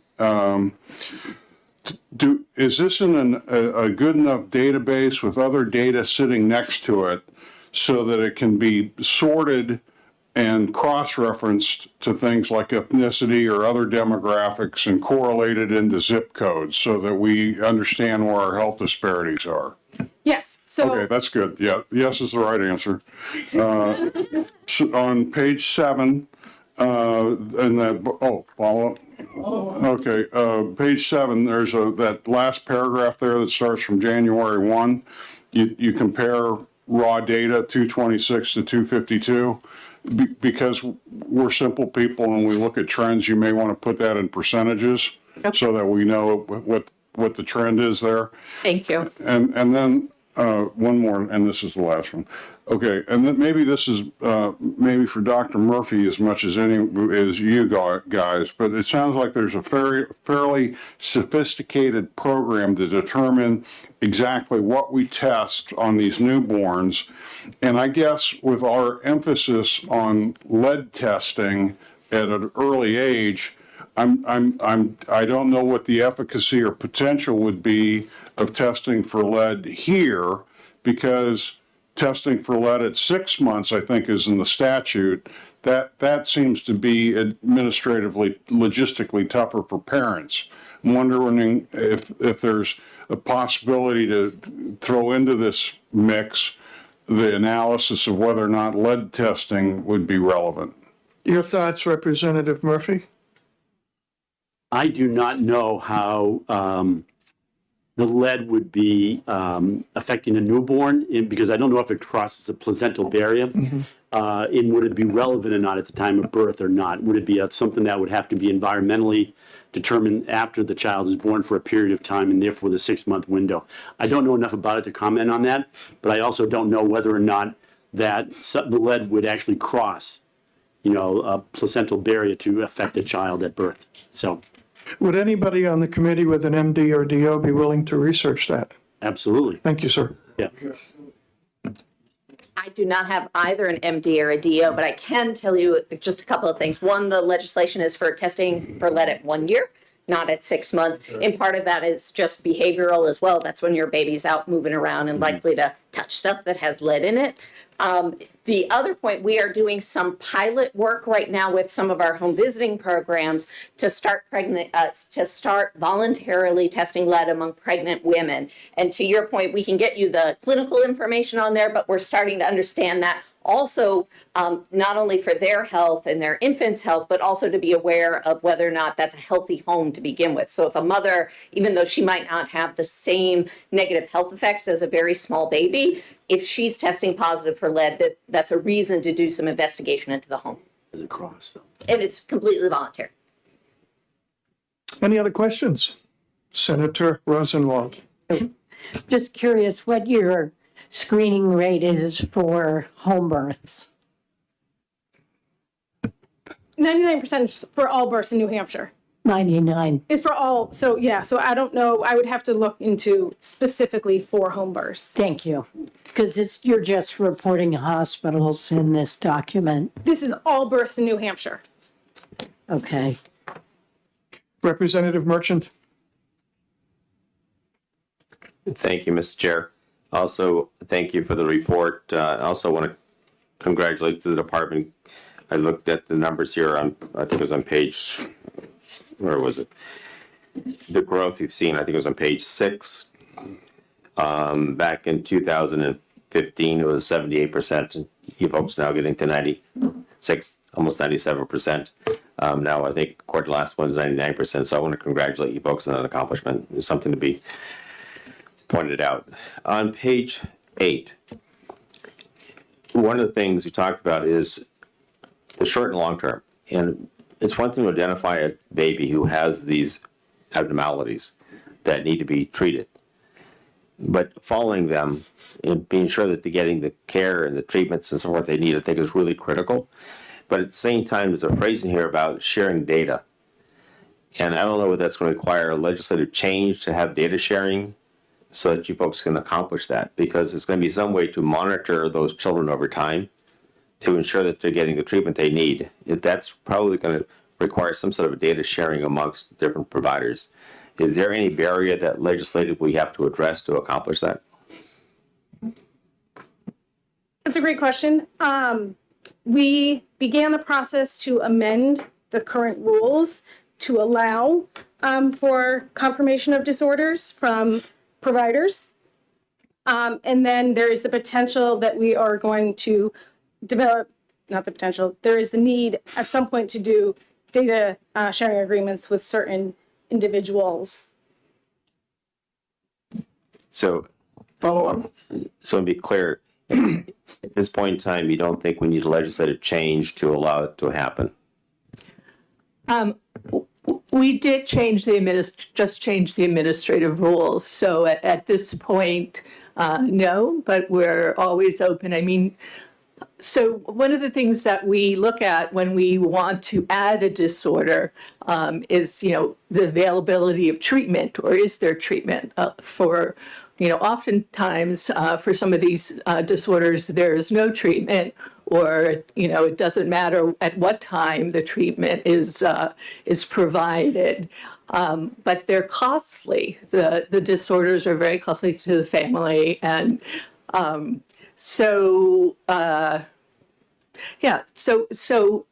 we just, we think that we've developed the administrative rules to help us to, support confirmatory diagnoses, which is why you have 2021 data as opposed to 2022, because it takes between 4 to 6 months to about 1.5 years between the program and the healthcare provider that has the confirmation. Any other questions? Senator Rosenwald. Thank you. When a abnormal screening is picked up, is that not a result that's given to the provider? Yes. So the provider is the one responsible for providing the care, yes, right? so the program is in contact with the provider initially. But it's the provider's responsibility to take care of the newborn, That is not correct. the department's. That is correct. Thank you.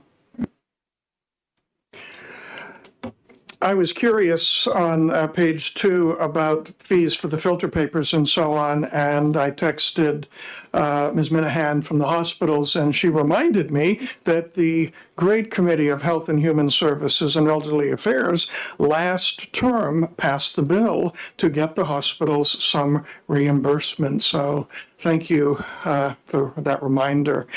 And thank you for coming and making your presentation. And you may leave as soon as we recognize Representative Just Murphy. a quick follow-up. Lead can cross the placenta into the fetus. I knew that. Okay. I didn't want to embarrass you. No, I wasn't aware, you know. I called for doctors, not colonels, sir. In orthopedics, we use titanium, not lead. So, I mean, I wasn't aware of that. So, but the recommendation is still 9 to 12 months for testing. Yeah. Yeah. And now, thank you. And now I am being reassured by my man on the ground that all the remaining presenters will be such that we can leave by noon. So the chair now recognizes Melissa Hardy and Sandy Furrows for an update on the developmental services redesign implementation status. And you are definitely one of them. Good morning. Yes. Hi, I'm Melissa Hardy. I'm the Division Director for Long-Term Supports and Services. Sandy is not joining me today. She sends her regards, but thank you for having us on the agenda this morning. So I wanted to, I'm here to give an update on the retained House Bill 608 for developmental services redesign implementation. So that was introduced this year for legislation as it relates to piloting recommendations we received from the Alvarez and Marsal report for developmental services. So we're still focused as the Bureau on our compliance piece of our plan, which is not part of the piloting or the recommendation. So I think everyone here is aware that our corrective action plan through CMS has an end date of July 1st. So that is next Saturday. We are counting down to that date. We have not began any piloting of the redesign or any discussions of the redesign as we've been focused on being in our compliance with our corrective action plan. So I wanted to just provide a high-level overview of some of the stakeholder and family engagement that we've been doing at the Bureau of Developmental Services from the last time I reported out. So we were able to, and I won't go through every single one we have here, but I think some of the highlights, we did a webinar series that were about 2 to 5 minutes each snippet that were directed towards families as it relates to what does the compliance, how does it impact families? What does it mean? Why are we doing it? So, and we've gotten a lot of really good feedback on families watching those short snippets of why are we doing this. It's really family focused. It went through our family communications subgroup to make sure it was in language that isn't government speak, that's more family friendly speak. We did hold our first of our 3 family meetings that we were having in person and hybrid yesterday at the Brown Building. We have 2 more coming up next week, one in Keene and one in Concord. Keene and Conway, excuse me, that will be in person and have a hybrid option. So for families and individuals to ask questions and have discussion as it relates specifically to our corrective action plan and how that may impact individuals and families. We continue with our provider readiness sessions. So having multiple meetings every month on having our service coordinators, our provider agencies come to the table, hearing from them how they feel ready for the changes for them on 7-1, having trainings as it relates to how they will be able to bill directly to Medicaid, even going through the New Hampshire Easy system and showing our small cohorts how you actually do that. So we've been working a lot on that the past six weeks or so, meeting with them and having a lot of just open office hours to be able to have them come to the table and ask questions in real time. And so we can demonstrate, areas in which they may have questions or concerns, we can log right into the system and show them. We also, as 7-1 approaches, we have developed a dedicated telephone line and an on-call schedule that will be staffed by BDS employees for providers and individuals to contact us directly with any concerns that they may have leading up to the direct bill process. So we have that staffed. I actually cover it on the weekends. I don't know how many people will be calling, but we will be able to respond to folks. Our goal is within 24 hours, but we've been able to respond immediately to most inquiries. Since I know some providers, could you tell me that number, please? What's that? Could Oh. you tell me that number, please? I don't have it on me, but I will get it to you. Okay, Yes, thank you. you're welcome. We've also had two, under provider readiness, we've had two developmental services department roles information sessions. I know that's a mouthful, but we were getting some feedback from the provider community about who do we go to for what. So if we have a concern about fraud, waste, or abuse, who do we go to? If we have a concern just about the quality of services, who in the department are we able to pick up the phone and make a concern to? So we were able to pull in different departments from HHS, including BDS, the Adult Protective Services, the Office of Client Legal Services, Program Integrity, Licensing and Certification, and we were able to go through some real life scenarios. So if this were to happen and you're a provider, or if you're an area agency, who do you go to, and whose role is it to follow up? So we got really great participation in those two sessions, and we think it's something beneficial, not just for BDS, but for the department to continue to have those conversations with different providers, so they know who to go to in areas of concern. And then finally, some upcoming engagement. Again, we are having two more in-person family and individual Q&A sessions in Keene and Conway. We're continuing our enrolled provider cohort series, so that goes up through August, which is targeted cohort sessions for our newly enrolled providers. So we're able to spend one-on-one time with our providers to answer their questions. We also have more New Hampshire Easy trainings coming up, and we'll be participating in the statewide family support conference workshop. Again, kind of going over BDS systems change work, what's changing and why. So we're able to participate in that with the state family support conference. So that's my quick update. I don't know. First of all, thank you so much, especially for the direct engagement with families. That's so important, and this is really encouraging to me. Representative Edwards. Thank you. One of the topics maybe you can loop back around to is I understand that one of our conversion issues on the payment system is that for about 3 weeks we're going to be unable to routinely make payments to providers, and that, to your credit, you've come up with some workarounds for that. And given that we probably all have providers in our communities, would you just tell us a little bit about this 3-week gap, what causes that, and what you're doing to mitigate the problems? Sure. Thank you for the question. So we, the MMIS system, so that's the Medicaid payment system through the state, will have a blackout period for updates. I believe it starts on the 26th, with the latest for it to be turning back on July 10th. We're hoping earlier than that for our conversion, but it'll be on at least by July 10th. So currently we are working with area agencies on some contingency billing plans, also working with our finance team. So if we need to provide a payment to an agency or a provider, we can do that within 48 hours through our New Hampshire First system.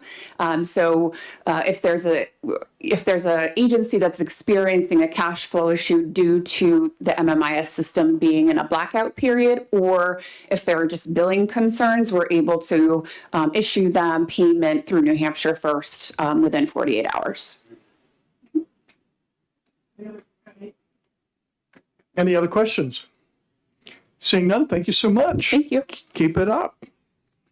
And now we recognize for the monthly update, Mr. Henry Lipman, Medicaid Director, who's reading my text to him as he approaches. Good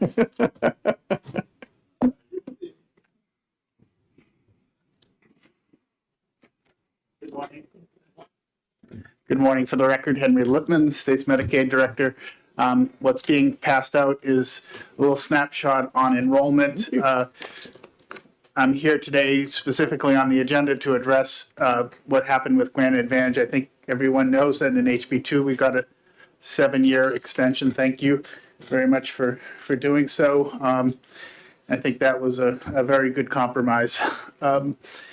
In terms of just what's being passed around, I wanted to give you a little snapshot on what's been happening with Granted Advantage enrollment. If you look at the top, at the end of March, at the high point, we're at 96,515 individuals in Granted Advantage. And today, we're at on this chart, we're at 69,024. I can give you one small update that I haven't had. We're down another approximately 900 individuals as of the 19th. And basically, in terms of enrollment, we structured our enrollment so that those people where we had a large indication that they would no longer be eligible are the first individuals that are put through the unwinding aspect of having to go through redetermination.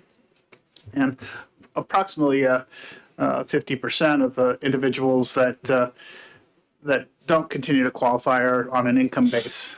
Some people age out of Granted Advantage and so forth.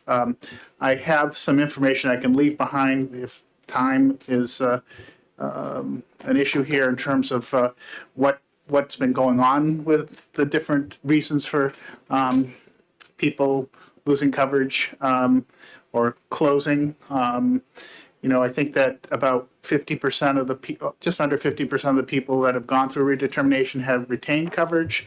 People also have a window of 90 days to come back on without having to file an application. But the top 3 reasons for people to lose coverage are income, failure to respond, and then no longer categorically eligible. And, we expected our forecasts in terms of what would happen based on the protected population and the information we had on the approximately just under 104,000 people that we had good information on before the unwind began. We're tracking pretty close to what we expected to have happen at this juncture.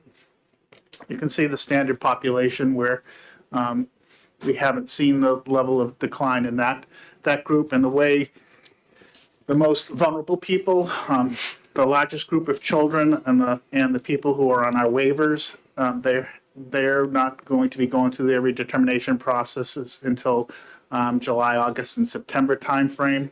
That I think is allowing us to perfect, our communication and outreach. And I know that we're also seeing just. We've referred, as of the end of May, 20,202 people to the federal facilitated marketplace. The local navigators just are kicking off, I think, this week, starting to do outreach from the federal perspective to these people who may very well qualify for exchange coverage. Let me stop there on Granted Advantage and unwind for a moment. I just want to say to the committee that Associate Commissioner of DHHS, Marissa Henn, and I are both Milbank fellows in public health, and we were in Seattle, and I happened to mention your name, and a lot of people around the country who really see what you do here as the gold standard. So now that I've totally embarrassed you, it's true. Appreciate that. You and I had a conversation. I was in family court as an observer last week and discovered that it's great that we're adding 7 judges and support staff to the circuit court. We can't fill the positions of support staff that we have now, which led to a conversation between you and me, and wondering what connectivity is there between you and, say, Rich Lavers in order to say some of these people are rotating off or they have been unwound, and yet there are jobs needing to be filled so that there can be some kind of more intentional funneling. Could you speak to that? Yes, and I don't know if Associate Commissioner Santinello, who's worked a lot with Rich Lavers as well, Associate Commissioner Rich Lavers. I do think that we have worked in the past and we continue to work with them in terms of the special counseling that's available. Do you want to? Sure. Good afternoon. Good morning, Chris Santinello, Associate Commissioner. We do a lot of work with New Hampshire Employment Security. Their Work Now program provides free job training to anybody who receives Medicaid, SNAP, or TANF. We actually, as a result of our, we had a pipe burst in our Claremont district office, and so we actually relocated our front office in the Claremont area to New Hampshire Employment Security. And now their Claremont office, because of the joint referrals we're able to do, is their highest performing office for New Hampshire Employment Security, and it beats Nashua, which Claremont never has.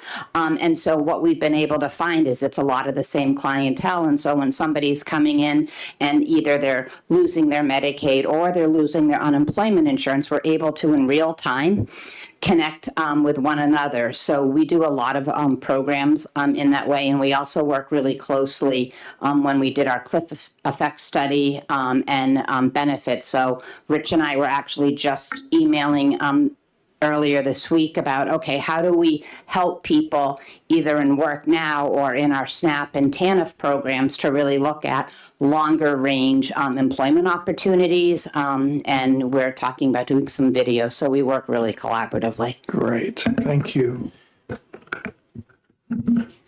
Thank you. So, I do think that, oh, sorry. We have a question, Representative Weber, thank you. Thank you. I've had a couple of questions from, generally speaking, from somebody calling on behalf of a relative of a Medicaid recipient who, by reason of either age or infirmity or probably both, has not done the appropriate paperwork. And then you have a relative who has no clue what to do now. And I was wondering if you could give us a brief suggestion, because the people that I've talked to, when I say try the local DHHS office, have found that to be not very helpful. And one of the questions is, how do we deal with these people who are eligible now and very, very unlikely ever to be ineligible again, is what they were really asking about.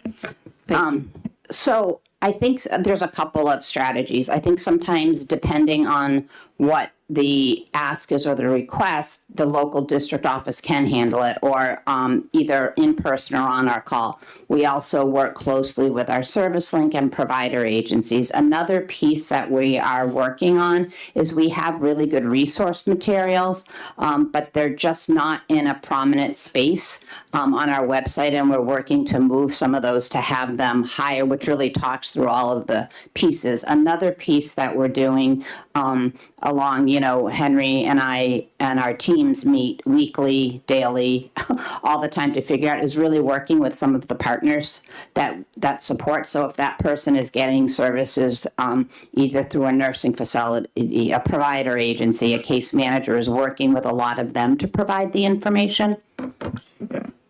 I guess in the end, if you're have a constituent that has an issue, call me and I'll try to get the right resource on the problem. And, we fortunately have not been overrun with that. But I do get some inquiries like that. And sometimes you really need to get our best experts on it because of a difficult situation. And I very much appreciate that. I just, I guess I'm renewing my concern about the access to information thing. And I keep hearing, oh, now we're going to do no wrong doors. And I keep wanting to say, I want fewer doors. I just want the right door, and I want it to be really, really, really available to people. I understand that there are resource issues with ServiceLink and other things, and I very much appreciate the networking and partnering and trying to get all kinds of different ways for people to get the information. But I just want to say it's still pretty frustrating out there, particularly for families who are suddenly thrust into a system that they don't understand. So I just want to, it's nothing you don't already know and aren't already working on. I'm just keeping it in the forefront there. We are learning things from the early part of the process that we're making adjustments that won't cure it, but I think will help it. Thank you so much, and thank you Representative Edwards.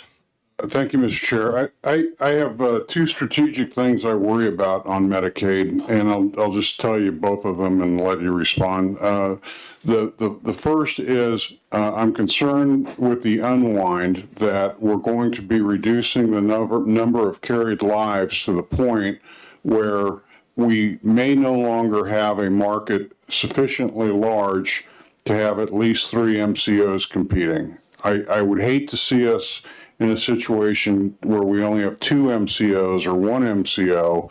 I think you would too. Should I keep worrying that we may end up with fewer than 3 MCOs, or do you think we're going to be okay? The second strategy thing is, do you see any roadblocks or barriers that are going to get in the way of getting the Medicaid reimbursement rates input to go ahead and do the increases? So on the first question, we're forecasting to be around the end of the year, this calendar year, to be about where we were pre-pandemic. In terms of enrollment, with the economy stronger, in the sense of at least the unemployment number, that also has an impact on it. So I think, there's a certain economic impact standpoint, but I think we'll be pretty close when we go out for procurement, to be about where we were when we went out to procurement 5 years ago. As I mentioned too, we're expecting to see the way we structure our unwind, the larger number of people not continuing to be covered to happen earlier because we had information or likely that they were not eligible. But I do think that we'll settle out somewhere near where we began. In terms of the Medicaid rates, we've been working on getting ready for that. There's really 3 components to that. There's the across the board component. One of the first tasks that we have to do in order to is to try to preserve the July 1st date for that across the board to happen. We're well on our way to having that done. We need to do that before the end of the month.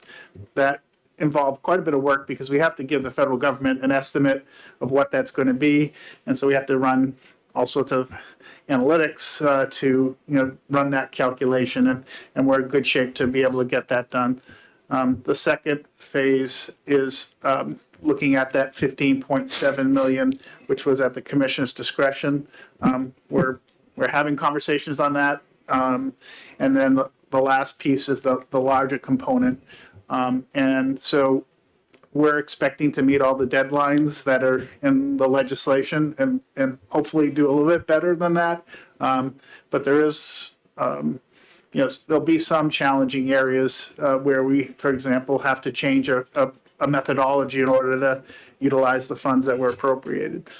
But I feel like we're going to get there. It's going to be a lot of work, but people understand the importance of what needs to be done here.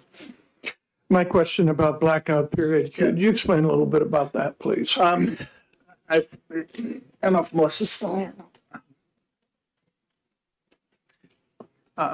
Generally, I think when we're doing end of year close like this for I think as of June 23rd, that we had to stop running certain transactions through the state system to bring closing. I think the blackout period is probably connected to that year-end close component, and that I'll let you. Yeah, it's also related to the conversion process that we have to do as we're switching over to direct bill with our providers. So we're hoping that it turns on by July 10th.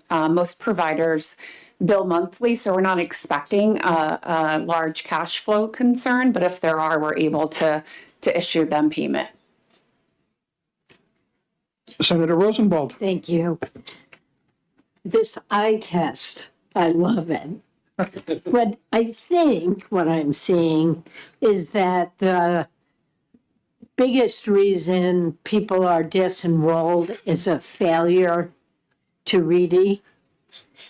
What is the department thinking about this? Are these people who you just can't find they've moved, or their phone isn't working anymore, or they've changed their email. How is the department reaching out to these people who just have failed to do the RED but may otherwise really be eligible? So again, I guess in the early stages here, I think the information's different. If you look over time, like for example, in the first month, in the bottom half of the eye test there in the bottom chart, if you look in the month of March, of the people who were in the protected class, 70, and that was the people, that 104,000 roughly population that we had been working with for a lot of times, that 78.6% of the people did not do a redetermination. When you jump out to May, that's down to 30.5, still a high percentage, but it's, you can see that part of what's going on there. It depends on, if you don't think you're eligible, you might not do that, but we're doing a lot to do outreach. I have a whole plan I can lay out to you. Yep. Yes.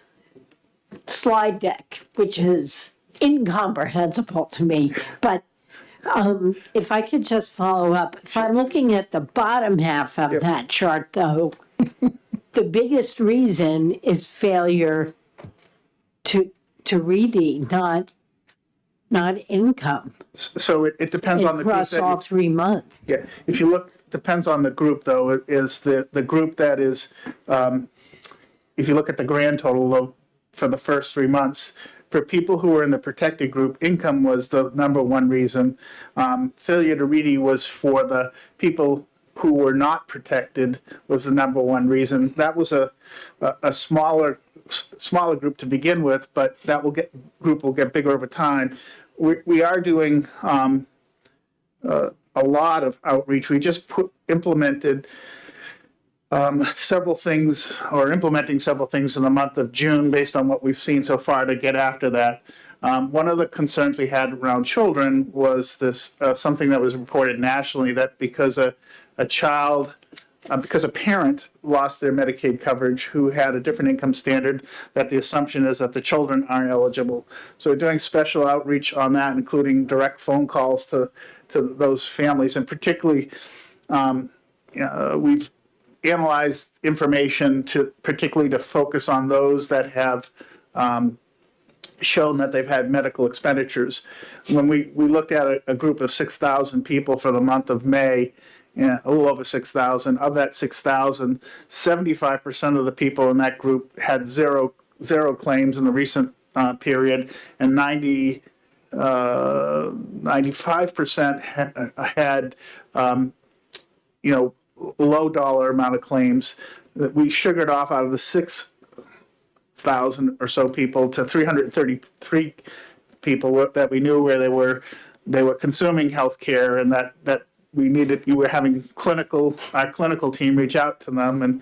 And one of the things that the national story with Kaiser Foundation reported on is people don't understand what's going on. But what we found in the people that have been consuming health care, that they are much more aware of what's going on because I think they're paying attention. That being said, we're also launching, we've done the pink letter, the yellow letter. We've started a blue letter campaign, which is, if it's blue, it's not too late to renew.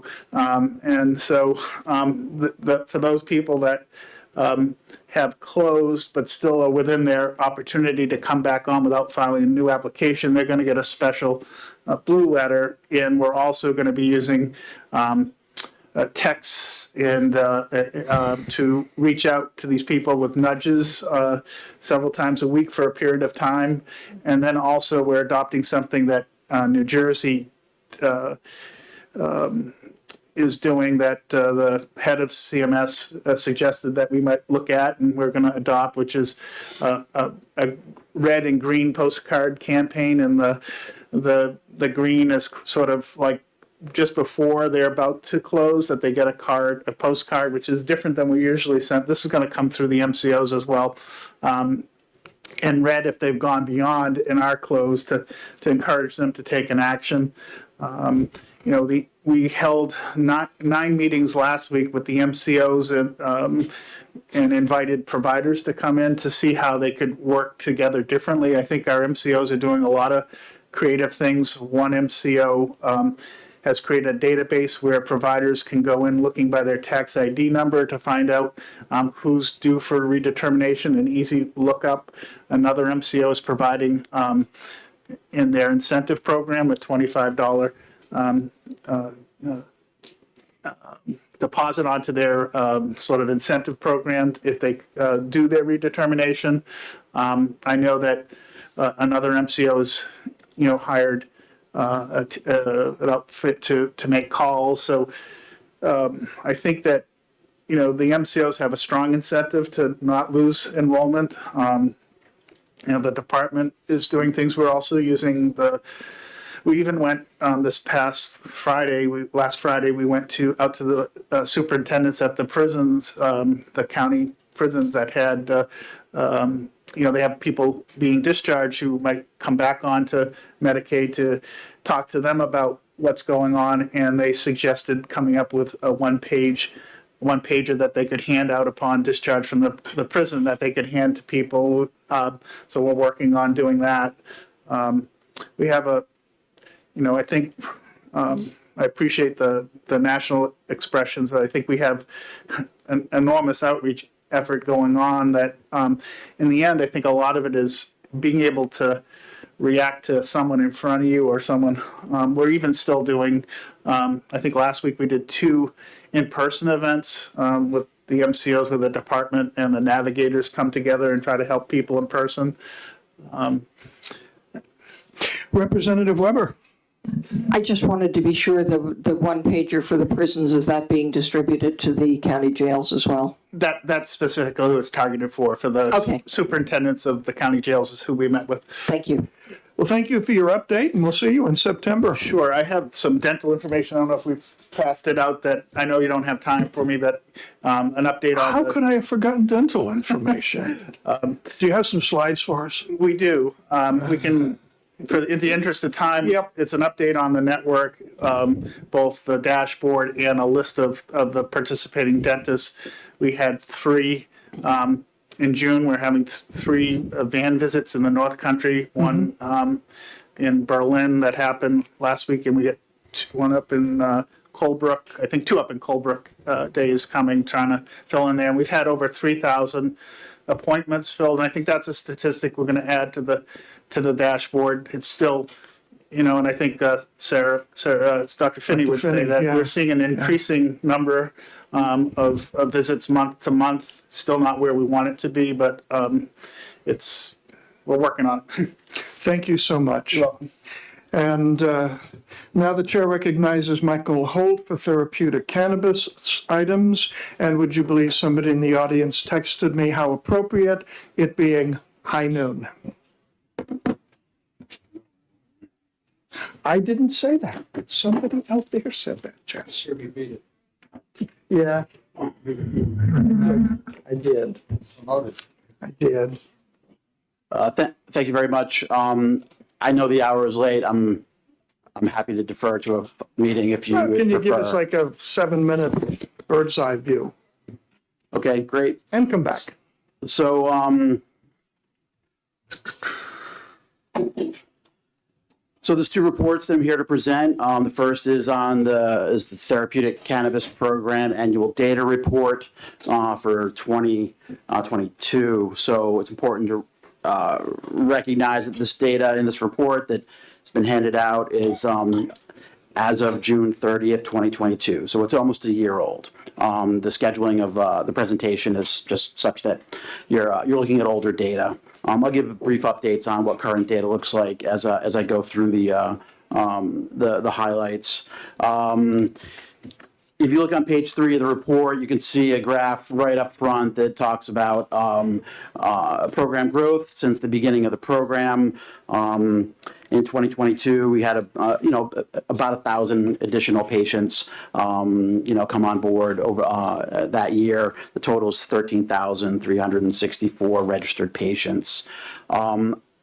We have 13,602 patients right now, and so what we're seeing is a stagnant growth, flatlining, stabilized growth, however you'd want to put it. But the program has reached saturation with the current qualifying conditions that we have in place, and certainly with the regional outlook of cannabis being accessible, in every market, that surrounds New Hampshire. So it is reasonable to understand that many folks in New Hampshire are choosing to get their cannabis across the borders without having to go through an administrative process and talking to their doctors.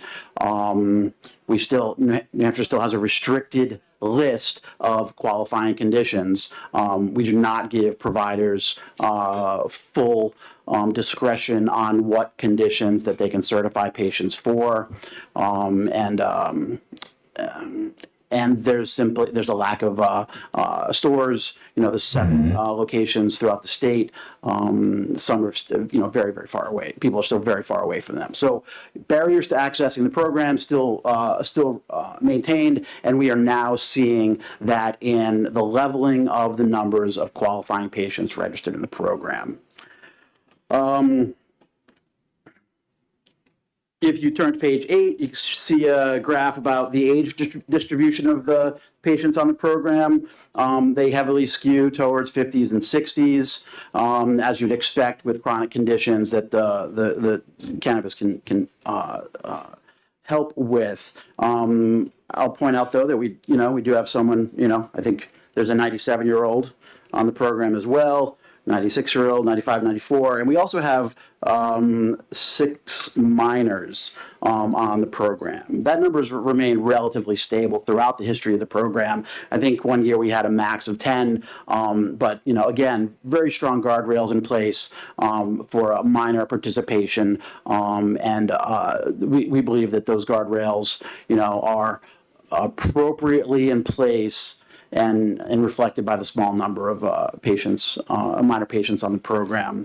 It is a barrier to access though, because if you look at the age range of 18, you'll see a jump, right? I mean, page 7, it's 1 1-year-old, 1 6-year-old, 1 8-year-old, 1 17-year-old, and then you get up to 18-year-olds, and there's 14. So again, it's not many, but still, that jump shows that there's a barrier, and perhaps a reasonable one, for under 18.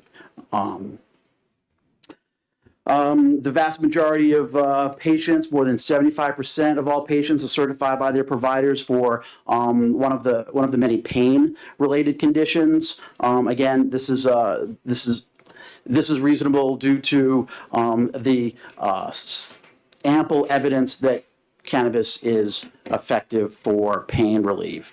Other areas, it may not be as effective, or the science is still unsure. However, its pain has been demonstrated as being relieved through cannabis use, and so our numbers reflect that as well. In the area of certifying medical providers, if you want to turn to page 13 of the report, there's another graph that shows that growth and recent stabilization of the numbers. Again, approximately 1,300 certifying providers in the state who've certified at least one patient. So technically it's 1336 as of this report, and we now have 1328. So it's either stabilized or going down over the past, current year. Physicians have absolutely leveled off. APRNs continue to increase slightly, and PAs continue to increase slightly as well. These are the only provider types that can certify, even though there are many other provider types that have prescriptive authority to prescribe controlled substances to humans. There was a bill this past session House Bill 610, which did not pass the committee of conference, that would have expanded the provider types to include optometrists, naturopathic doctors, podiatrists, and dentists. That did not pass, although, we believe that patients should be able to access this program through the providers that they see on a regular basis. So as an example, and you may have heard Representative Leon say this on the floor, some of you, we've got 89 people with glaucoma. Who's treating that glaucoma? The optometrists. How many optometrists have certified those 89 patients for the program? 0. These patients have to go. These patients that are seeing podiatrists, optometrists, naturopaths, and dentists, even though they have qualifying conditions, even though they have a relationship with these providers, they cannot access the program through their providers because the law prohibits these providers' participation. So if anyone is interested in what we can do legislatively, That's going to be refiled, that is, just so you know. I'm sorry? That's going to be refiled next year. Great. That's that will be helpful. Better late than never, certainly.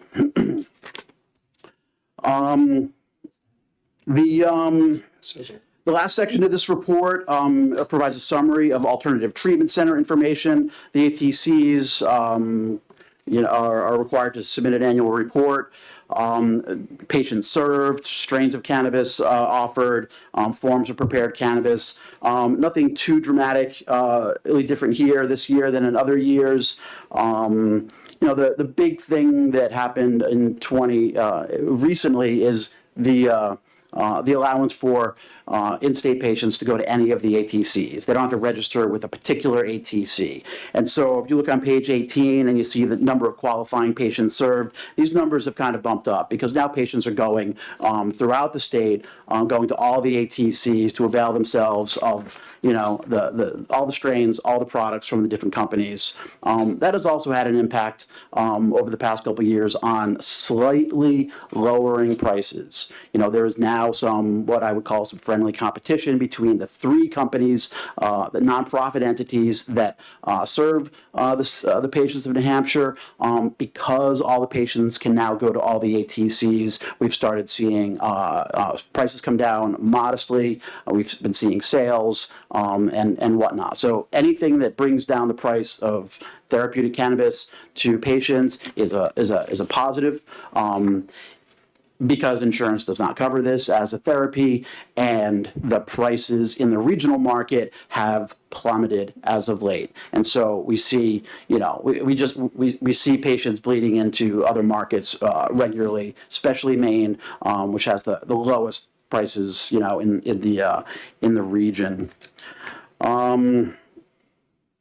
We're very interested in the effectiveness of cannabis. We'll get to that with the TCMOB report that comes later. All the ATCs do collect effectiveness data, like how is this product working, and the rates of, but it's all voluntary, right? There's no requirement in law. In fact, the law specifically says that effectiveness data is voluntary on the part of patients. So the participation ranges from 6% at one ATC to 35% at another ATC. The vast majority of people report, positive outcomes. A very small amount report negative outcomes.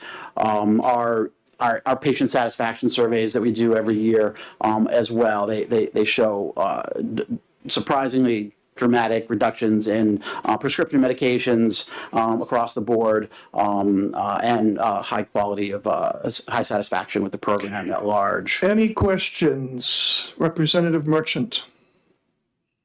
Thank you, Mr. Chair.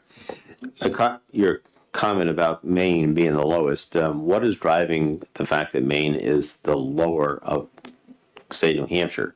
Is it because of what's the dynamic? And the other question I have is I picked up in this report that there are some times in which patients have to drive more than 2 hours to refill their cannabis. And what we can do legislatively to try to minimize that. So the first question is Maine and why their pricing is so much different. And secondly, how do we help the patients that are driving so far? Thank you, Representative Merchant. Maine's prices are so low relative to other states because the vast majority of quote medical marijuana sold in Maine is sold based on Maine's caregiver model, not through licensed dispensaries. The caregiver model in Maine is largely unregulated, meaning that there are no state requirements for laboratory testing.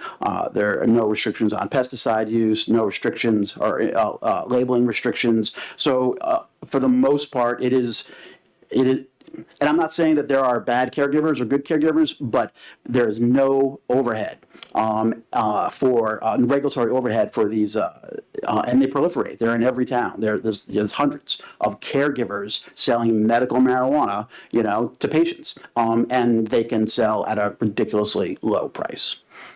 To your second question, state law limits the number of dispensary locations that are in the state. It also limits the number of licensees. So we have 4 licensees that operate in New Hampshire. 4 licenses, I'm sorry.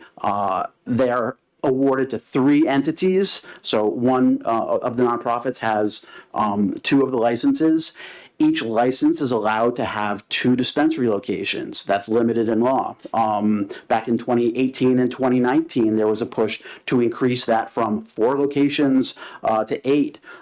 Still, however, compared to your number of Rite Aids and CVS's throughout the state, 7 is not many. Temescal Wellness, which has the 2 licenses, including in the Seacoast, they have yet to date, they have not opened up the storefront that they were authorized to do a number of years ago.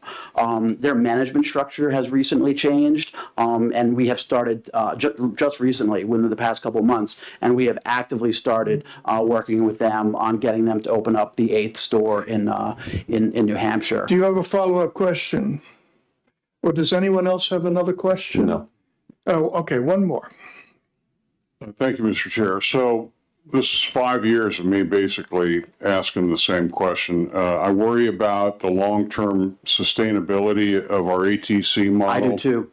Because of competition, not just from ATCs within that community, but, recreational pot around the New Hampshire and a black market that probably exists fairly robustly. I know you don't pay attention to the black market issues as a rule, but I'm just wondering if you're maintaining any statistics to help us see the delta over time between the other alternative ways of a person self-medicating and sourcing their own pot versus going to the ATC method, because I just think rationally over time, if that delta remains large or grows larger, that's going to do more harm to our ATC structure and it will no longer be sustainable. Could you comment on that? These are important points. We're seeing it now. The numbers have flatlined. Less than 14,000 patients in the state have chosen to register. Many more people are self-medicating through and getting it through other sources. I can point to one piece of data. So we have it's not stated specifically, but if there are 13,500 patients registered in the program as of this report, and we ask the ATCs how many patients they have seen, and they say 11,000, we know that 2,000 of the patients have never gone to one of the ATCs. 2,000 of our registered patients are accessing, their cannabis, through any variety, any one of those sources that you mentioned. I don't know the difference between a black market. I would call it gray market, right? We've seen THC products proliferate on the shelves of gas stations in New Hampshire as well. Hemp-derived THC products. And there was legislation this year to try to address that issue. Unregulated, don't know what's in it. And so that was sent up at 180, became 611, which did pass committee at conference. So, there's a lot of moving parts here. The issue of legalization, I'm very concerned about that. and the department is concerned about that in terms of the viability of the ATCs and the viability of the TCP. It is important to keep the TCP in place under whatever legalization model is adopted by the state of New Hampshire. And that is why I have been, and others and the ATCs have been in front of the legislature throughout this past session on all the legalization efforts that, have the potential to making it. House Bill 639 was decent. It allowed the ATCs into the market to help sustain them as viable entities. The last minute effort of the House to create a state model legislation, or a state sales model legislation, was proposing to take out, let the ATCs not enter that market. That would have a profound impact on their ability to be, viable entities. They're nonprofits, which is a barrier, for, their commercial potential as well. So, the question you're asking is larger than, are we tracking like actual numbers? Like it's I don't know the actual numbers of people who are self-medicating and going to other places, but our numbers are flatlined, and a legalization effort, in my opinion, needs to be evaluated in light of and the goal of maintaining the therapeutic cannabis program. Thank you, Mr. Holt. We're going to call it off here, and if anyone has another question, they can approach you privately after the meeting. And would Mr. Lippman and Councilor Williams please approach? Thank you. That was one report. Therapeutic cannabis medical. He had a second. He has another. The oversight. I know that, and maybe we can defer that to October. Thank you. Because it's not going to be answered briefly, and it deserves to be answered more thoroughly.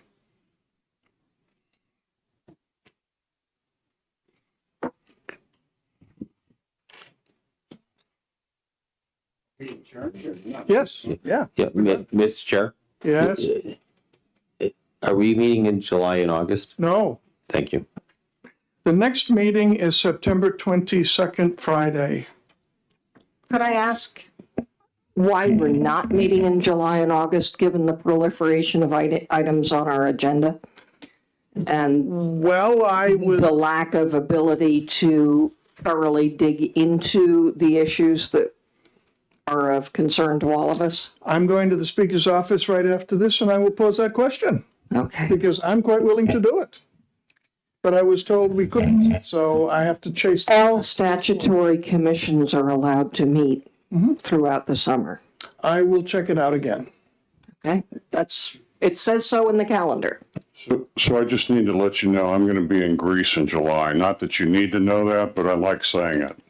You don't mean you won't be able to attend? So No, can we we're set going up to Zoom for you? Voting is so unlovely, Representative. That'd be great. We wouldn't like to be left out. Thank you for raising that. I will check that back to get the official ruling.